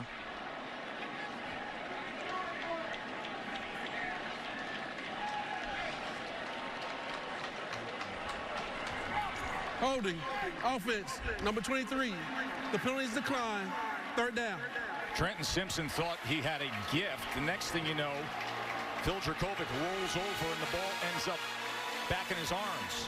Yeah, pretty amazing there by Jurkovec, somehow getting that ball back. And how about the play by Simpson? Almost stripping Galloway a couple plays ago, and that time making a huge play on the quarterback. 3rd and 28. Jurkovec is going to pitch to the outside to Flowers on a 3rd and 28, and they will be happy to just dodge a bullet here and punt it away as Jones was tracking there. And Clemson now will be getting the ball back halfway through this 3rd quarter. A 1-possession game, #1 team in the country. 35 straight regular season wins. Grant Carlson looking to flip the field. Amari Rogers, 9th in Clemson history in career punt returns. He's a dangerous one. Not a good punt by Carlson, but it takes a great BC bounce as it lingers down to the 36-yard line. DJ's back out there when with the scoreboard that looked a little better. #1 team in the country is trailing by 8 at home. Been a long time since their last loss. whether at home to Pitt or against an ACC opponent to Syracuse. And now here trailing by 8 as they go with Etienne, who is driven back. Etienne still short of that mark that we thought perhaps he would already have gotten, maybe even the first half, looking for the ACC all-time rushing record. He goes for 2 more yards there. He has 34 yards. He came in 43 yards away from becoming the all-time leading rusher in ACC history. They've done a pretty good job of containing him between the tackles. It's when he gets out as a receiver, that's when it's been a problem for BC's defense. Uiagalelei on 2nd and 8. That big arm and in stride Etienne. And look at him go for more. You know, Holly talked about it earlier today about wanting to be a more well-rounded total package as a receiver. He's proven it, Greg. Yeah, how about the throw, too? Uiagalelei and Etienne. Great separation. Just mentioned, he's done most of his damage today through the air. I mean, very dynamic. A part of his game where he's probably most improved, so making another huge impact. Etienne done a really nice job against him in the run game. Holly. Well, it bears repeating. We told you in the first half, but Tony Elliott, the offensive coordinator, really challenged Travis Etienne today. He knew without the soul of this team that they would need their heartbeat, and that is Travis Etienne. He may not be doing it on the ground, and I'm not sure if he needs to keep pounding the ball on this Boston College defense that's done a good job against the run, but man, is he doing it in the pass game. Sure is. 2nd and 8. Uiagalelei to the end zone. Incomplete as it falls harmlessly just beyond the Boston College safety Deion Jones. Josh DeBerry had coverage against Amari Rogers. This is a huge down here for Boston College's defense. So far, Clemson's been able to go up and down the field here in the second half, and of course they struggled. They struggled there offensively, Boston College did, with the adjustments that Clemson made. So a huge down for the Eagles to potentially hold this Clemson offense to only 3 points. Kind of stop the bleeding here in the second half. They're 58% on converting 3rd downs today. Uiagalelei on 3rd and 8. The slant. Powell, let's see where they mark him here, as he has been his favorite target today. He's going to be a ½ yard short of that line to gain. 7 yards on 3rd and 8. Powell has 10 receptions on 10 targets for 99 yards. Last time it was a short yardage situation. They went with zone read, as you see Cornell Powell helping out his young quarterback. Zone read on 4th and short last time. Let's see what they go with this time. 4th down and 1. Number 1 trailing. Can he get there? Yes, the big-bodied DJ Uiagalelei at 6'4", 250 pounds. It's 1st and goal, Clemson. I really like the misdirection there. Little counter. Fake the pitch to the right, then you get your big old 250-pound quarterback working back to the other side. Good job of taking advantage of short yardage.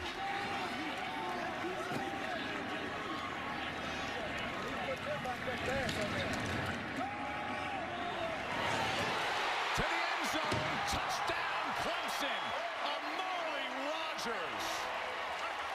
And this young freshman quarterback is putting on a show when they needed him to step up.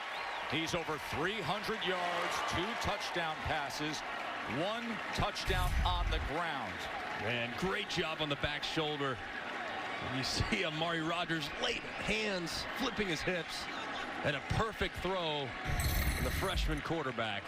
So it looks like Clemson going for 2 here. Trying to tie the game. Clemson team that found themselves in a hole. They were trailing by as many as 18 points in the first half against this BC team. Now to tie it.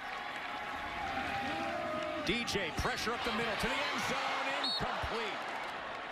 He was looking for Spector, but it will remain a 2-point Boston College lead here in the 3rd quarter. this season for every field goal and extra point made by participating universities. All-State will make a contribution to the university's general scholarship fund, and we thank All-State for that. Been sensational stuff we've seen. Hasn't it, Greg? It has. And this is a massive drive for Boston College's offense. Absolutely have to get something going. Your defense on their heels a little bit. Clemson clearly made some second half adjustments. Massive for Phil Jurkovec and this Boston College offense to come out, string a couple first downs together, and to get those playmakers on offense at wide receiver and tight end going yet again.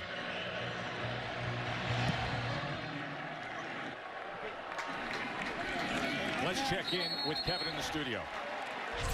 That's so tough to win in Morgantown. Kansas State's Will Howard here. He's picked off Dylan Tonkery. Right place, right time, doing the right thing. The pick six, 34-10, that game on ESPN2. And Michigan State just kicked a 51-yard field goal. They take a 20-17 lead. Back to you. Thank you, guys. So, Phil Jurkovec, Travis Levy, and the Eagles offense back out on the field after Clemson had the 30-yard touchdown run and then the 8-yard touchdown catch by Rodgers to close the gap here. Levy trying to find something against the middle of that defense. Jake Venables, the son of the defensive coordinator Brent Venables, with the tackle. James Skalski, the starting middle linebacker, is out with a groin injury, and he will need surgery. There is Jake. 3 times now he has started in place of Skalski for his dad. We're also missing Davis and Jones, starting defensive tackle, starting linebacker. 2nd and 7. Jurkovec. And he gets it complete as he finds C.J. Lewis. C.J. Lewis, who had a sensational 18-yard circus act of a touchdown catch to make it 28-10 in the 2nd quarter. What's up with him and just scooping it up off the ground? That one right there, too. I mean, a little bobble, but a good secure throw, a little off the mark from Jurkovec.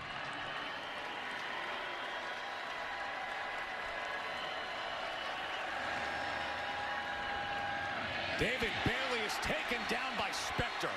Spector just knifed into the backfield and took down big David Bailey. Play by Spector. I mean, just recognizing right here, he's going to shoot right between the center and the right guard, make the play in the backfield. That's great recognition at the snap and making the tackle for loss.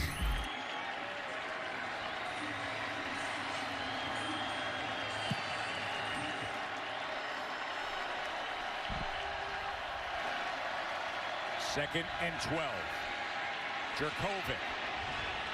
Complete downfield. C.J. Lewis again, but a flag is down back at the 26-yard line. You see the big arm of Big Phil.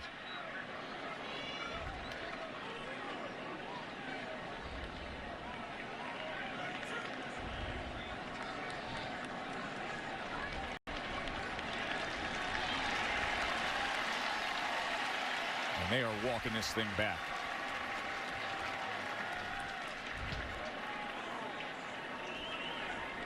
This might be on both sides, too. There's one flag way to the right. There's another flag way to the left. Coach Affley trying to get the explanation. And really hit the tight end hard as he was crossing the field. There was definitely a hold in the backfield. Looked like when Spencer Witter was trying to cross, though, he got collisioned. So there are 2 fouls on the play, both by the offense.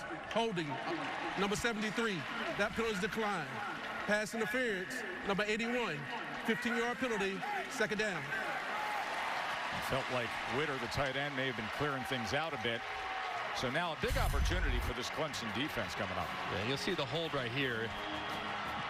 Right there, pretty clear as day, but confused on the pass interference. If anything, Thought it might be on the defensive side of the football as Witter was trying to cross the field. And now a 2nd and 27. Clemson with momentum here in this game. Their defense that gave way often in the first half has a chance to set them up. Venables in the middle of that defense. Big KJ Henry, the defensive end, ready to get after them. And Spector, who just knifed in. 2nd and 27, Jurkovec. And coming back to it is Zay Flowers up near the original line of scrimmage. And another flag is down at the 22.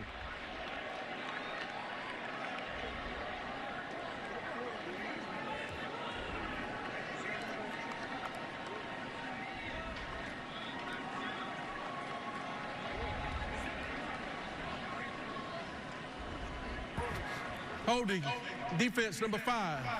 10-yard penalty, automatic, first down. And that is a killer, Greg. We just talked about it. KJ Henry, listen, you got a team in a 2nd and 27. The opportunity to pin it back and get the ball back. And you serve it up by way of a penalty, a fresh set of downs of an unranked team who's been bubbling up with confidence, looking for a massive upset. Yeah, you're going to see as they kind of come out of the backfield, right there, Levy trying to come out of the backfield, they just grab him as he's escaping. Now Bailey, searching for anything, gets a couple of yards. It's just a huge penalty, and Clemson has been their own worst enemy on a few different occasions. Right there, fresh set of downs on 2nd and 27. They fumbled at the 1-yard line going in. 1 yard line being generous. It was more like the 6-inch line. And then, of course, they jumped off sides, which led to a touchdown for Boston College there at the end of the first half. So several mistakes, and Boston College to this point has been very opportunistic. Can that continue here in the second half? Lewis in motion. Jurkovec, deep drop, and connects with Zay Flowers, another BC first down. They are willing to live and die with Phil Jurkovec. Remember, he counts for 79% of their offensive yardage, most by an ACC player in a decade and a half. That was a beautiful throw, and the route by Flowers was exceptionally well run. Man coverage, you know, especially on the edges, you're going to get man coverage when you play against the Clemson Tigers. And so far, Zay Flowers and company, they have been up to the task, creating a lot of separation for their quarterback. Jurkovec wants it all downfield and well overthrown beyond Zay Flowers. Glad you're with us for the Dr. Pepper Championship Drive Game of the Week. It's part of college football on ESPN, presented by PlayStation 5. Coach Hafley's team up 2 points after they were up 18 points in the first half against the #1 team in the country, Clemson team that has won 35 straight regular season games. Joe Tessitore, Greg McElroy, Holly Rowe with you here.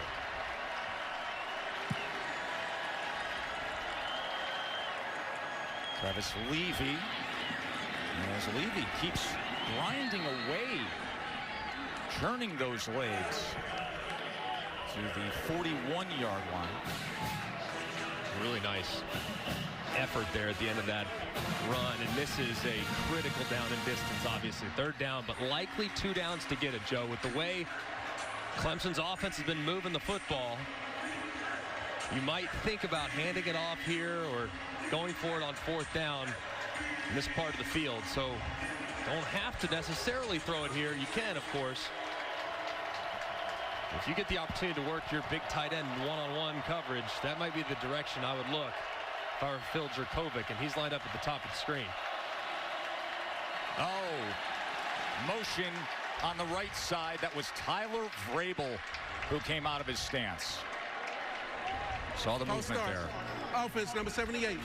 5-yard penalty, 3rd down. He was one of the most impressive freshman offensive linemen in the country last year, paving the way for A.J. Dillon, who now plays for the Packers. Of course, the son of the Tennessee Titans head coach, Patriots legend Mike Vrabel. It's going to be really interesting to see what Brent Venables, the defensive coordinator for Clemson, dials up here. Do you pressure the big body quarterback, leave your guys on islands, or do you play it a little bit more safe and rally to the football? 3rd down and 8. Big play, big opportunity for the Clemson defense. Jurkovec threw it low and in front of Hunter Long. 4th down.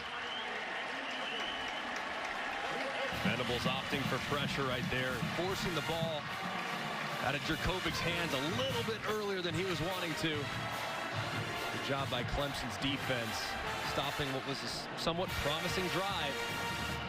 And a huge penalty by Vrabel on 3rd and short.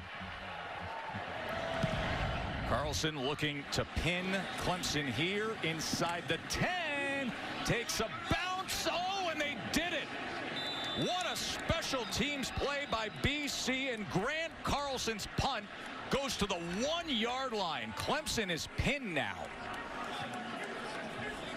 Excellent job by Grant Carlson, the graduate student punter.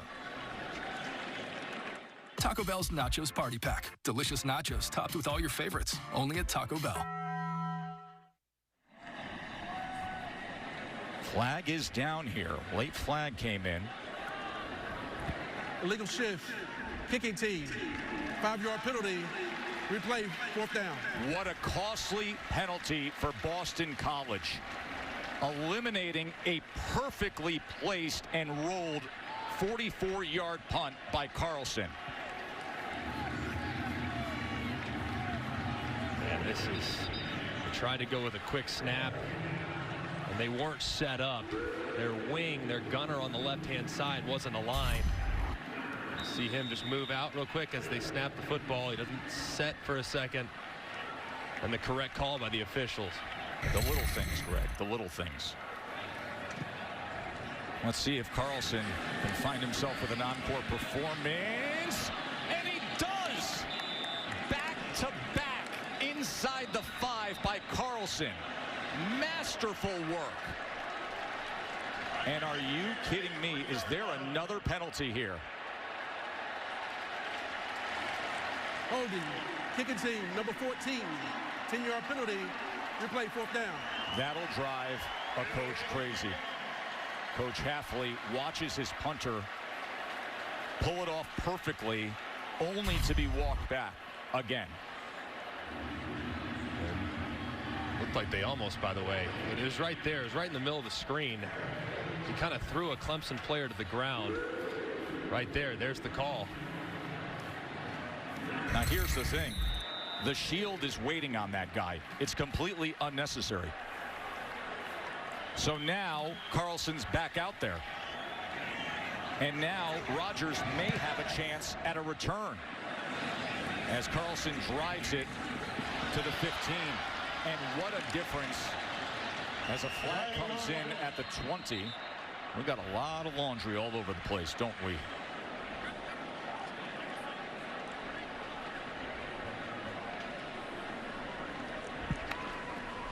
This may be on the return against Clemson. During the return, illegal block in the back. Receiving team, number 38. 10-yard penalty, 1st down, Clemson.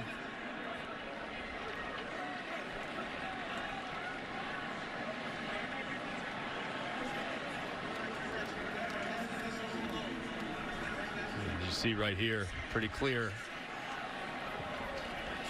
Boston College player gets pushed in the back, and really an unnecessary penalty. Frankly, Rodgers is going to make the first guy miss. Just cooler heads have to prevail. Few really uncharacteristic mistakes by both these teams here in the latter part of the 3rd quarter. Uiagalelei has been so impressive, hasn't he? Filling in for Trevor Lawrence. Etienne is closing in on a record here. DJ, quick strike to the outside, again to Amari Rodgers. Final half minute of this 3rd quarter that has seen Clemson roar back after they trailed by 18. They had the field goal at the half to cut it to 15. Largest home deficit at 15 points that a #1 ranked team has had at home going back to 1950. Pitch to Etienne. And is this history for Etienne? Travis Etienne, who has been just amazing throughout his Clemson career, is now the all-time leading rusher in ACC history. Take a bow, young man. And these fans just loving on him. Steady like a rock in every way. An incredibly modest, low maintenance, and still the same small-town Louisiana kid he's always been. Well done as we end the third quarter, where Clemson has closed it to 2. Number 1 team in the country will be in the fourth quarter trailing at home. Back after this message and a word from our AB's fourth quarter. Number 1 team in the country trailing at home.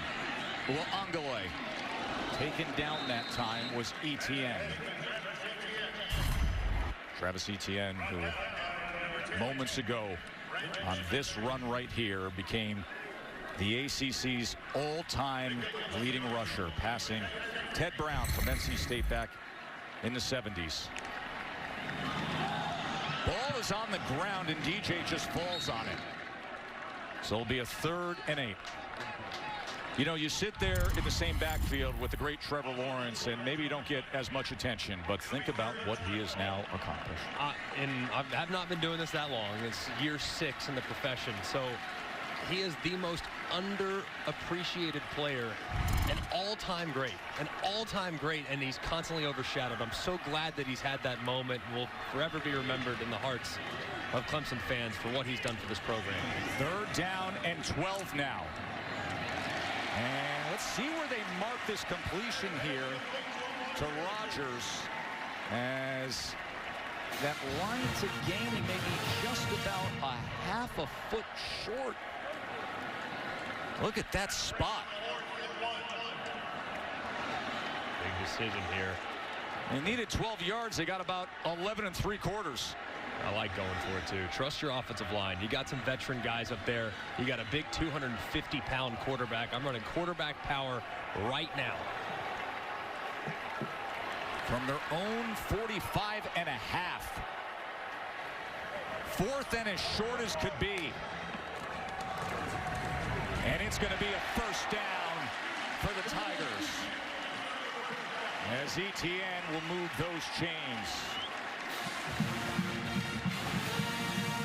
This Clemson team that has won a school record 26 consecutive home games. You know, you think about it, Greg, between the scholarship players and the walk-ons, there's 120 players that put on that beautiful orange jersey. 111 of them have never experienced a home loss. Trailing by 2 here in the fourth quarter to Boston College. Throwback to Spector, but BC defensively was right on top of it that time. You saw Max Roberts, and Roberts is going to deal with an injury here as the training staff comes out. That hits the accelerator inside the 40-yard line. A flag is down back at the 45. Personal foul, roughing the passer, defense number 55, 15-yard penalty, automatic 1st down. Isaiah McDuffie plays fast and violent and always attacking. Yeah, that was way late, too. Completely unnecessary from McDuffie. He's played a pretty good game today for the most part, especially as far as stopping the run. But right there, free 15 yards on the stupid penalty is a really bad decision. Here's the one mark that BC doesn't want to see. They've had 11 penalties today. Got to clean that up. Have to be able to play clean football. You just can't give a great team extra chances. You can't give them free yards. Got to make them earn every inch. Looking for an all-time upset and give away 3 yards. 1st down, quick pass to the outside. Powell, he's been a big part of Clemson's offense today. His 11th catch of the day. He's over 100 yards. Ohio State, Penn State coming your way tonight. 7:30 Eastern, 4:30 Pacific, right here on ABC. 2nd and 4. Clemson looking to take the lead, and Etienne will do it. Travis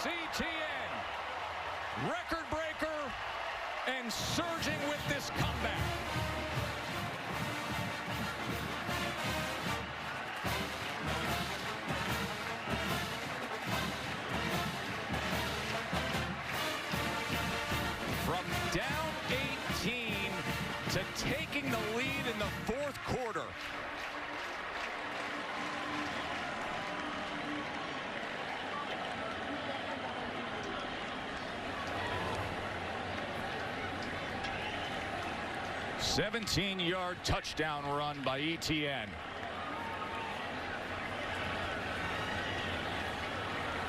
You have to hustle here as the shot clock's already at 6.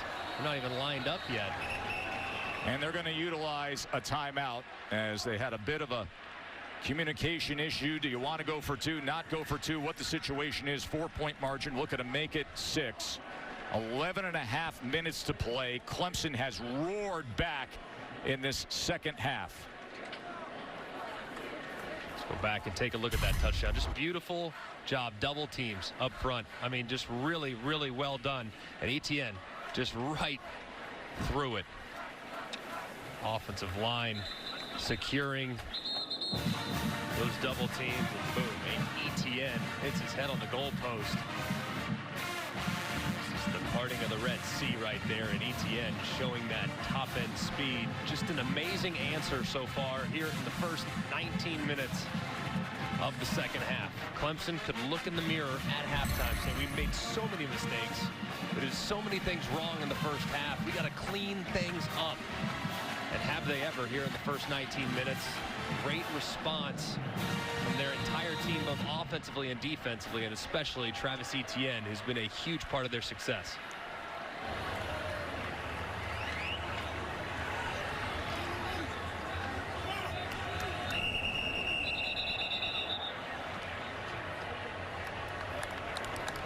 False start. Offense number 56. 5-yard penalty. Still play the try. Uiagalelei, the quarterback, a true freshman in for Trevor Lawrence, who had a COVID positive test that was announced to the world on Thursday. He's gone for 342 yards, a couple touchdown passes, a touchdown run. But here in this fourth quarter, you lean on old reliable, don't you? Travis Etienne, who sets the ACC all-time mark, career rushing yards, and then adds that go-ahead touchdown there moments ago, and now going for 2.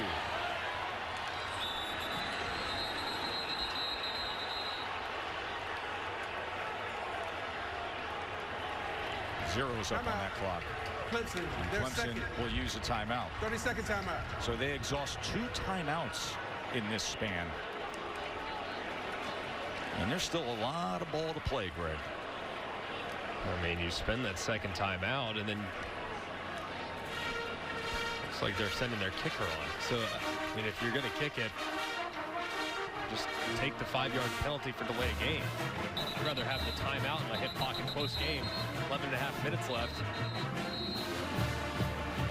This is a chip shot. Whether you back it up 5 more or not. I'm not really sure what the decision was there for Dabo.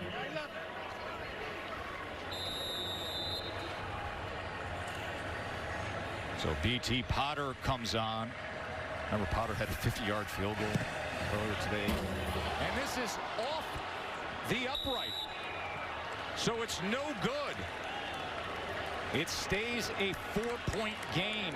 One of the most reliable kickers in football, who coming into today had never missed a PAT. He had never missed one.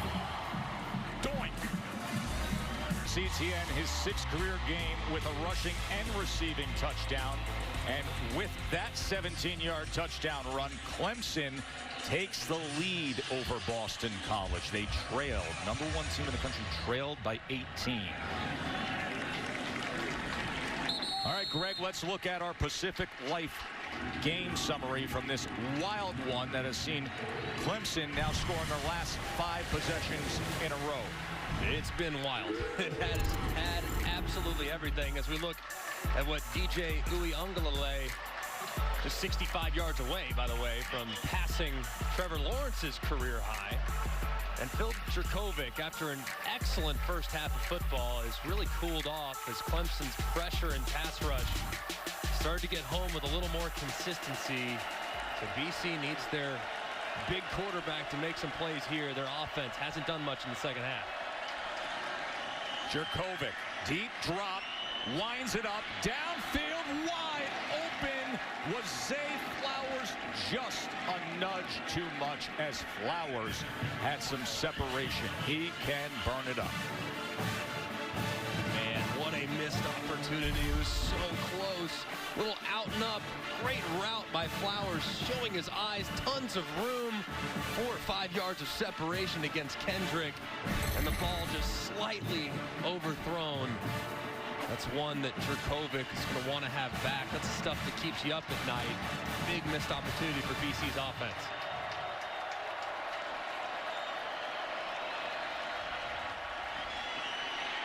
Setting up the screen, it was denied. Batted down. Jake Venables was right in the face of Jurkovec. It's obviously not a gotta-have-it situation yet, but man, it's close. Good play, heads-up play by Venables, going airborne, tipping that pass. This is a massive play for BC's offense. Zay Flowers has been their guy today. Tight end Hunter Long has been quiet. See if they look in direction of Zay Flowers. Number 4 is their most explosive weapon at wide receiver. Second half, third down conversion's been brutal. Haven't had one. 3rd and 10. Jurkovec incomplete. He was looking for Hunter Long. There's no tight end in college football with more catches coming into the week than Hunter Long, and yet this Clemson defense has been able to quiet him. Hunter Long only with 1 catch. That is the 3rd 3 and out for Boston College.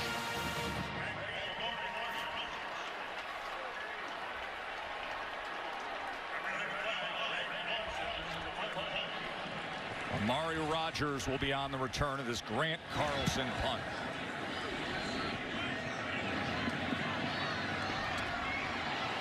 Good pursuit, as there was a scurry for the ball at the end there, and Rogers able to secure it. Just over 11 minutes to play. Been a long time since Hafley's team has scored.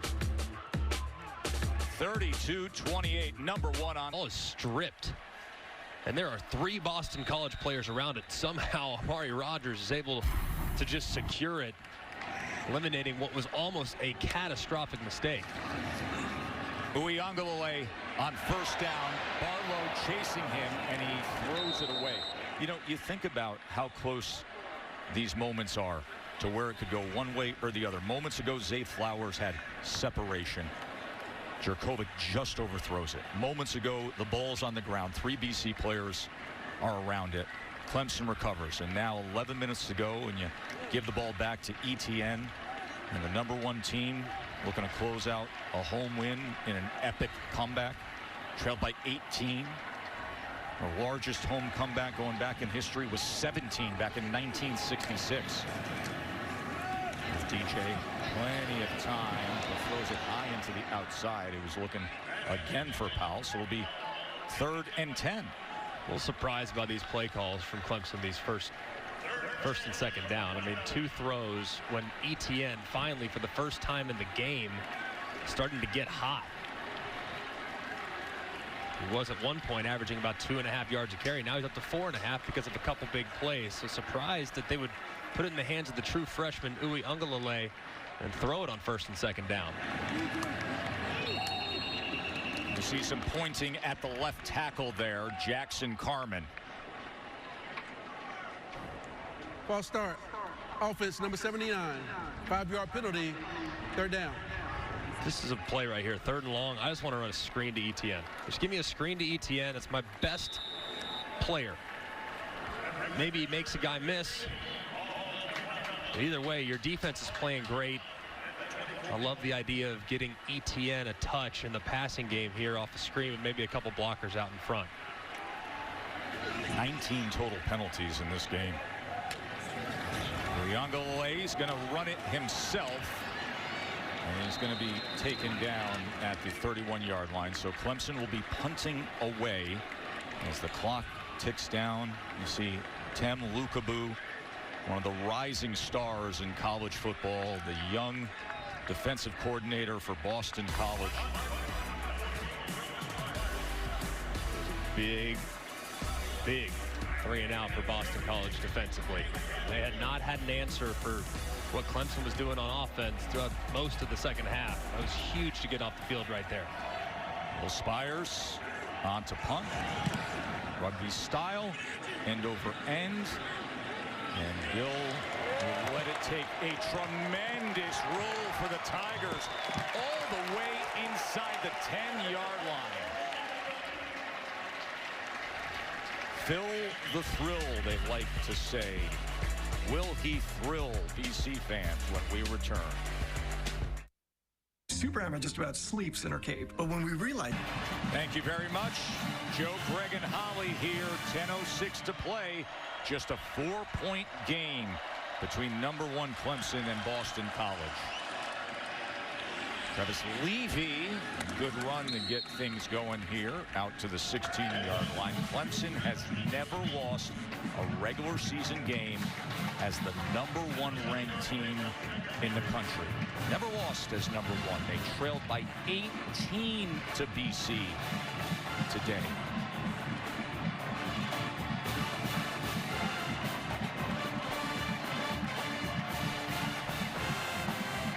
Second and 3.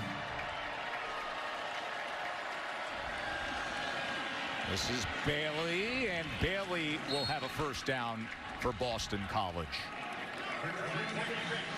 Really, we have not seen Boston College stay committed to the run. It's really, for the most part, been about Phil Jurkovec, this talented group of wide receivers. If you look at how that production is diminished over the course of 4 quarters, certainly dropped off. They need him to come up big here in the final 9 minutes.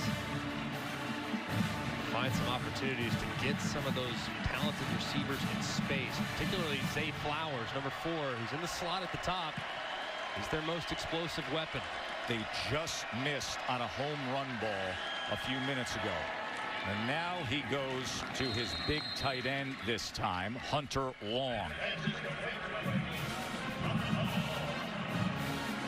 Hunter Long at times has been this crutch to lean on for Jurkovec. Earlier in the season, there was a game we did against North Carolina that came down to the wire as well, where he had 17 targets. I like what they did, though, there. Get the ball out of Jurkovec's hands quickly, because Clemson, these last few drives, have really started to ramp up the pressure. The blitzes are coming. Get the ball out of your quarterback's hand. Here's Levy on 2nd and 4, and it'll be another first down for the Eagles. So little by little, the run game, the short passing game, and they're trying to string things together. Coach Jeff Hafley, year #1. A year ago, he was the next big thing buzz coordinator in the sport when he was with Ohio State going up against Coach Sweeney and Clemson. And now he's the skyrocketing head coach at BC with a lot of recruiting momentum and a turnaround of attitude and productivity with the Eagles. First down. Jurkovec taken down. That was Xavier Thomas bringing down Jurkovec. Big play for the Tigers. Huge play there, too, because, look, they're only going to rush 3 guys. And if you look at the heavy cell play action, there's 7 guys in the protection. 3-man rush against the 7-man protection ends up in a sack.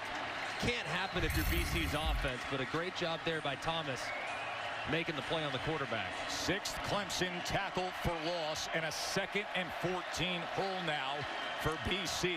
Under 7 minutes to play. Down by 4 to #1. Intercepted by Spector. Balin Spector with the pickoff.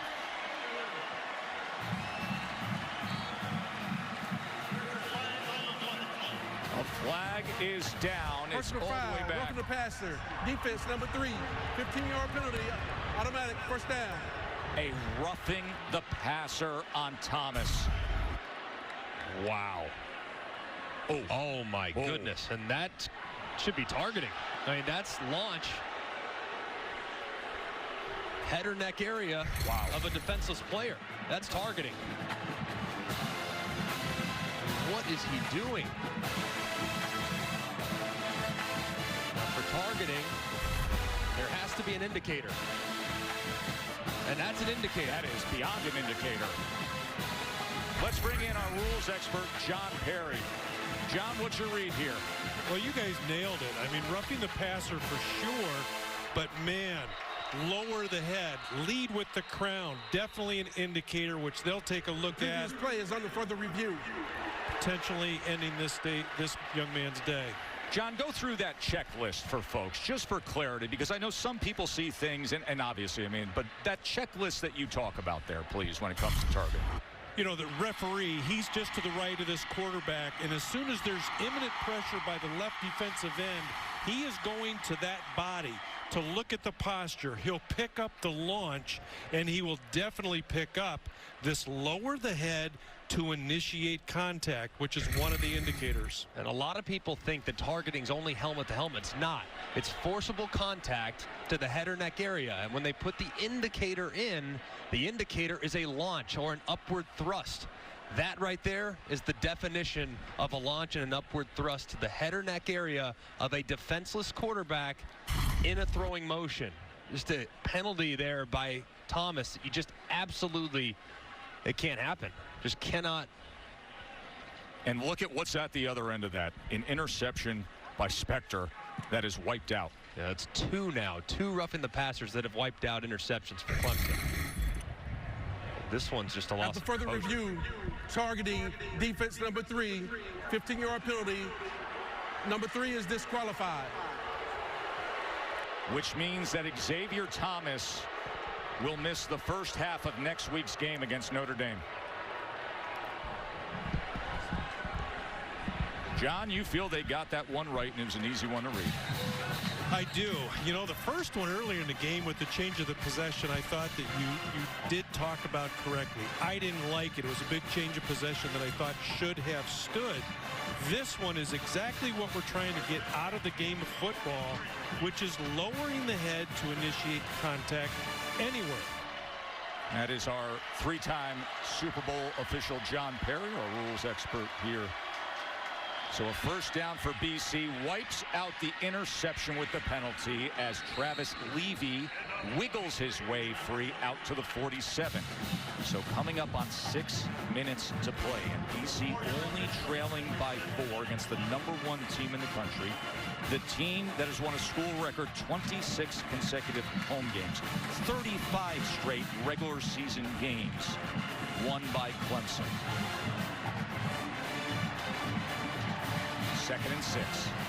Clock continues to count down.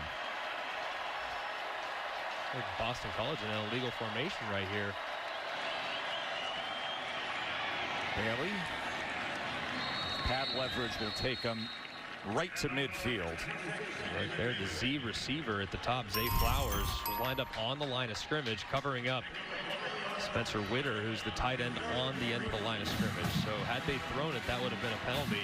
He wouldn't have been an eligible receiver. He would have been eligible. Correct.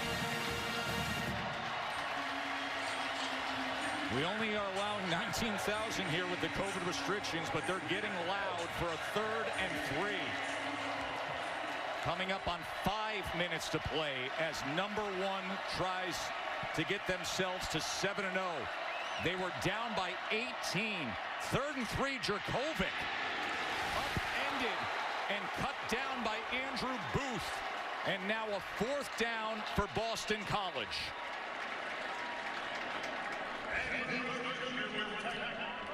And Jurkovec's down.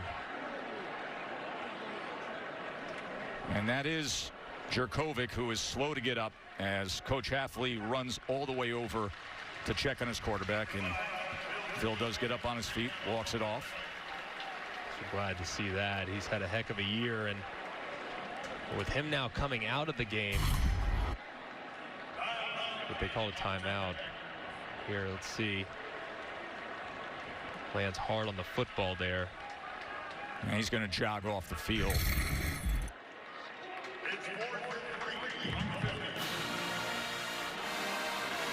Dennis Grossell from Ohio, who played at St. Ignatius and started 7 games last year, played in all 13 games, originally a walk-on, then earned a scholarship, knows the offense very well, doesn't have the physical skill of Jurkovec, and he enters the game against the #1 team in the country on 4th and 3 with 4.5 minutes to play.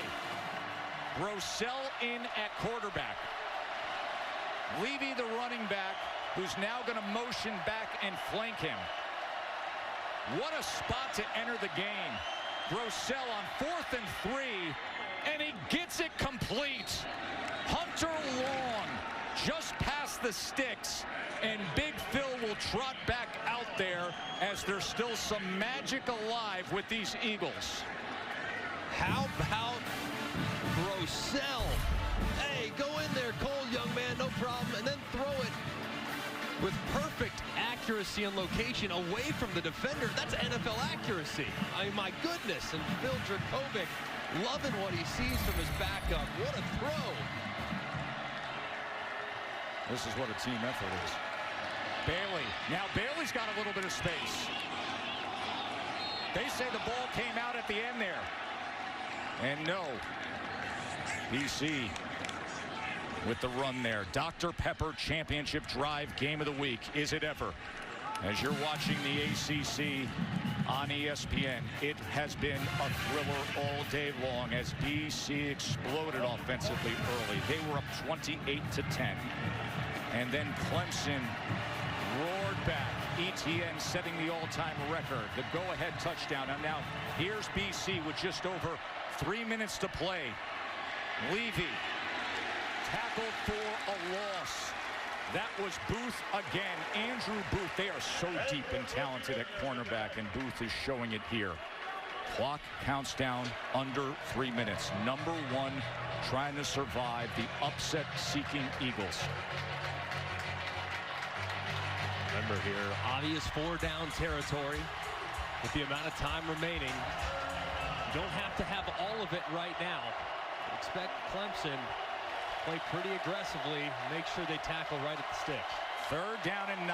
Jurkovec back in after he was upended and had to walk off. Jurkovec downfield, and there was some contact. It's incomplete, no flag. As time and again, he has been looking for Zay Flowers, and you see the juice with Andrew Booth. He is psyched up. He has been playing some feisty defense. And now it'll be a 4th down and 9.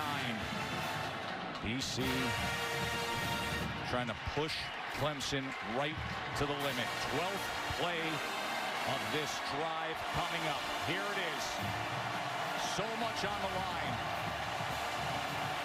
Can the Eagles shake up the college football world?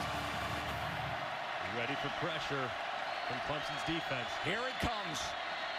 And the whistles blow just before the snap as Coach Hafley wants to use a timeout.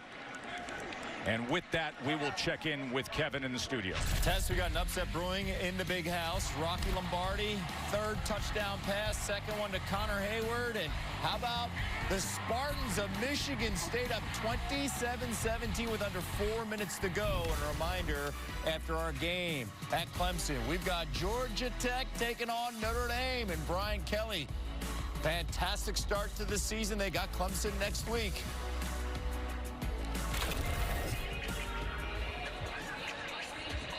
Hey, tonight at 8 Eastern is the 125th meeting of the Tar Heels and UVA on the ACC network. If you don't have the ACC network, go to ACCN.com for instant access.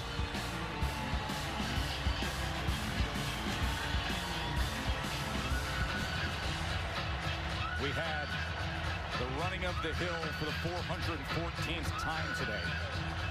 Howard's Rock debuted in September 24th of 1966. Clemson, there it is. They trailed UVA by 17 points that day back in '66. They came back and won. Today they trailed BC by 18. Now they got the lead. Does BC have it in them to convert a 4th and 9? Jurkovec. Gotta have it. Downfield, nowhere near the intended target, Zay Flowers. And Clemson will take over with 2:21 to play. Incomplete on 4th and 9.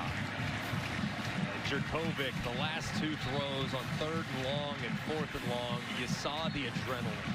I mean, you really did. The ball Going way too far on both third and fourth down. That's something, he's a young player. He's got to learn how to handle the moment right there, knowing you're going to be a little juiced up. The ball's going to fly a little further. And now his defense is on the field with a couple timeouts, so they will have a chance in a 3-and-out to get the ball back, but it'll likely be with really poor field position. And the great Travis Etienne will look to carry his team to victory here and chew up that clock as BC has 2 timeouts to utilize. And they will use one here.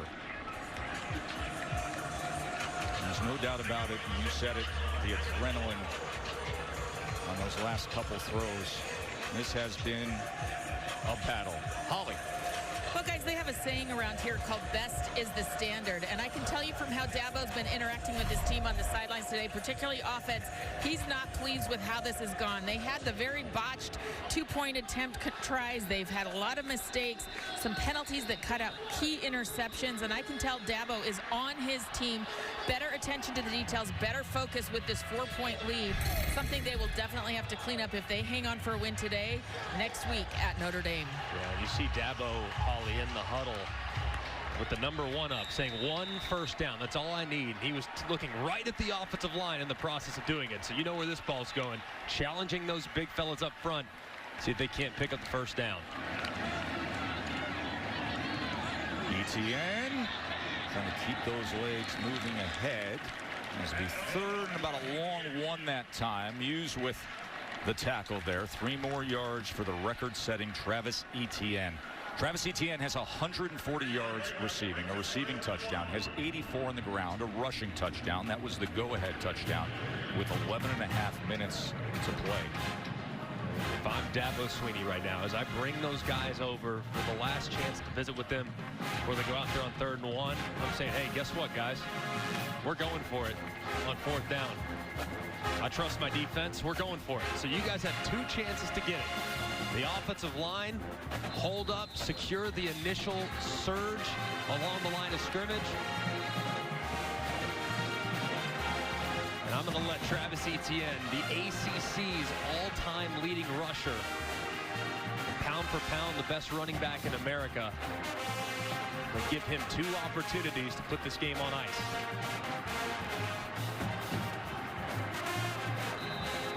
Third down and 1. BC out of timeouts.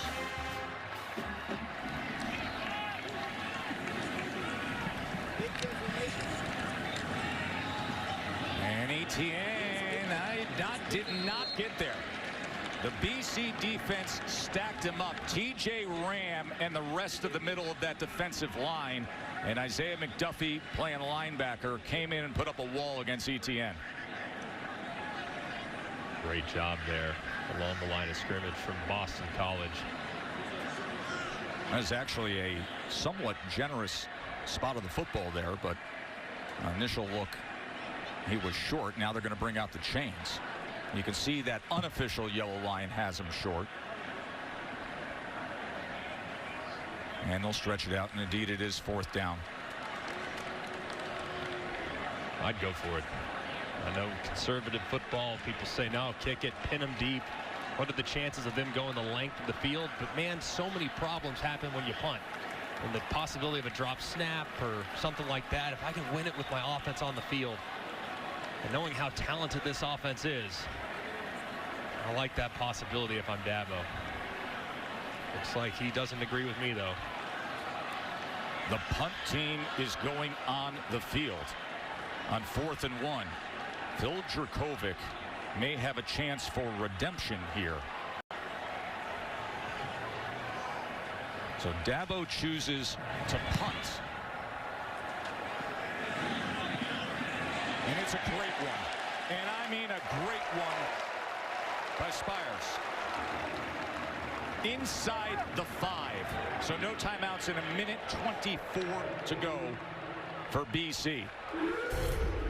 And they need 96 yards to accomplish the ultimate task. Beautiful job right there by Spires, given the opportunity, the rugby punt, the corner, Perfect execution there from the punter and the punt team. Now, Phil Jurkovec back against the wall with the band about 20 yards behind him. Make sure he's good with his communication. That's probably the loudest part of the field. From his own end zone against Clemson. That was all kinds of ugly. Flags are everywhere. May have a safety here. Ball came loose out of the hands of Jurkovec. As the ACC officials will clean it up. Brian Brzee was so disruptive.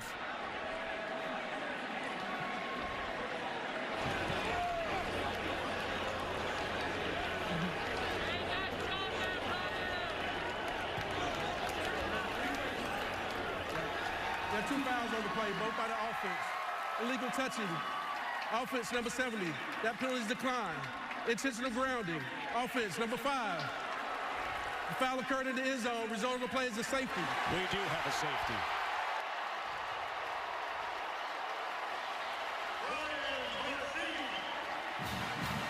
The defense for Clemson got after him.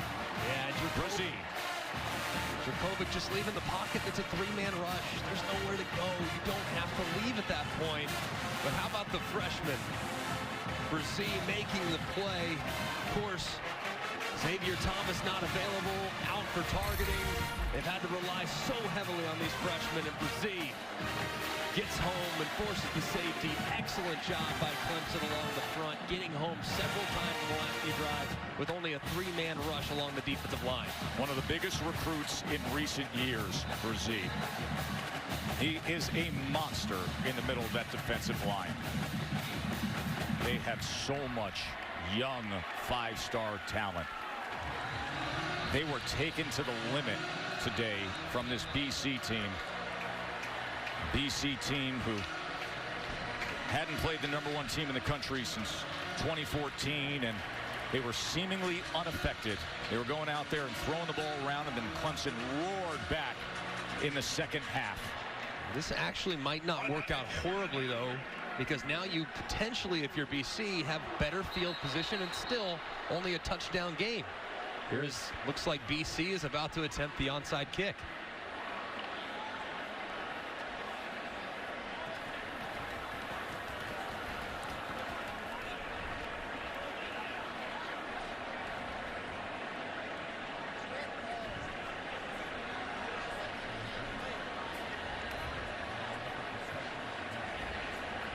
Now, the ACC officials are asking for our truck to give them another review of the play that we just saw in the end zone that was ruled a safety.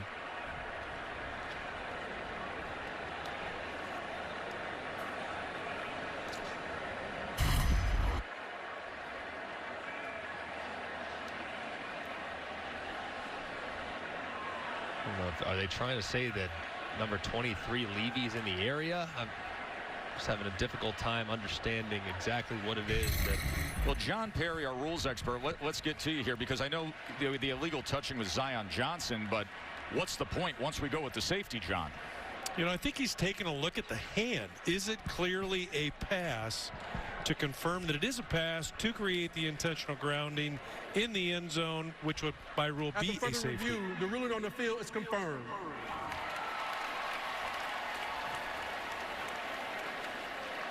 Well, the bottom line is that the safety's in the books now. Like what John was saying, maybe they're looking to see if it was a fumble, was the ball exactly forward. Yeah, you could see it there. Really good look at it. Nice camera work there. Confirms pass, confirms intentional grounding in the end zone. Everything's good there. Now, Stephen Ruiz, who is the redshirt sophomore backup kicker, is coming into the game. They have utilized Ruiz in onside situations. One of great controversy at the end of the North Carolina game when it looked like BC had a clear recovery of an onside kick. Here's the bounce. Ball is being fought for. And they're going to have to undo a lot of humanity, but they say Clemson ball. That'll put things away. Minute 17. And Clemson coming away with the football.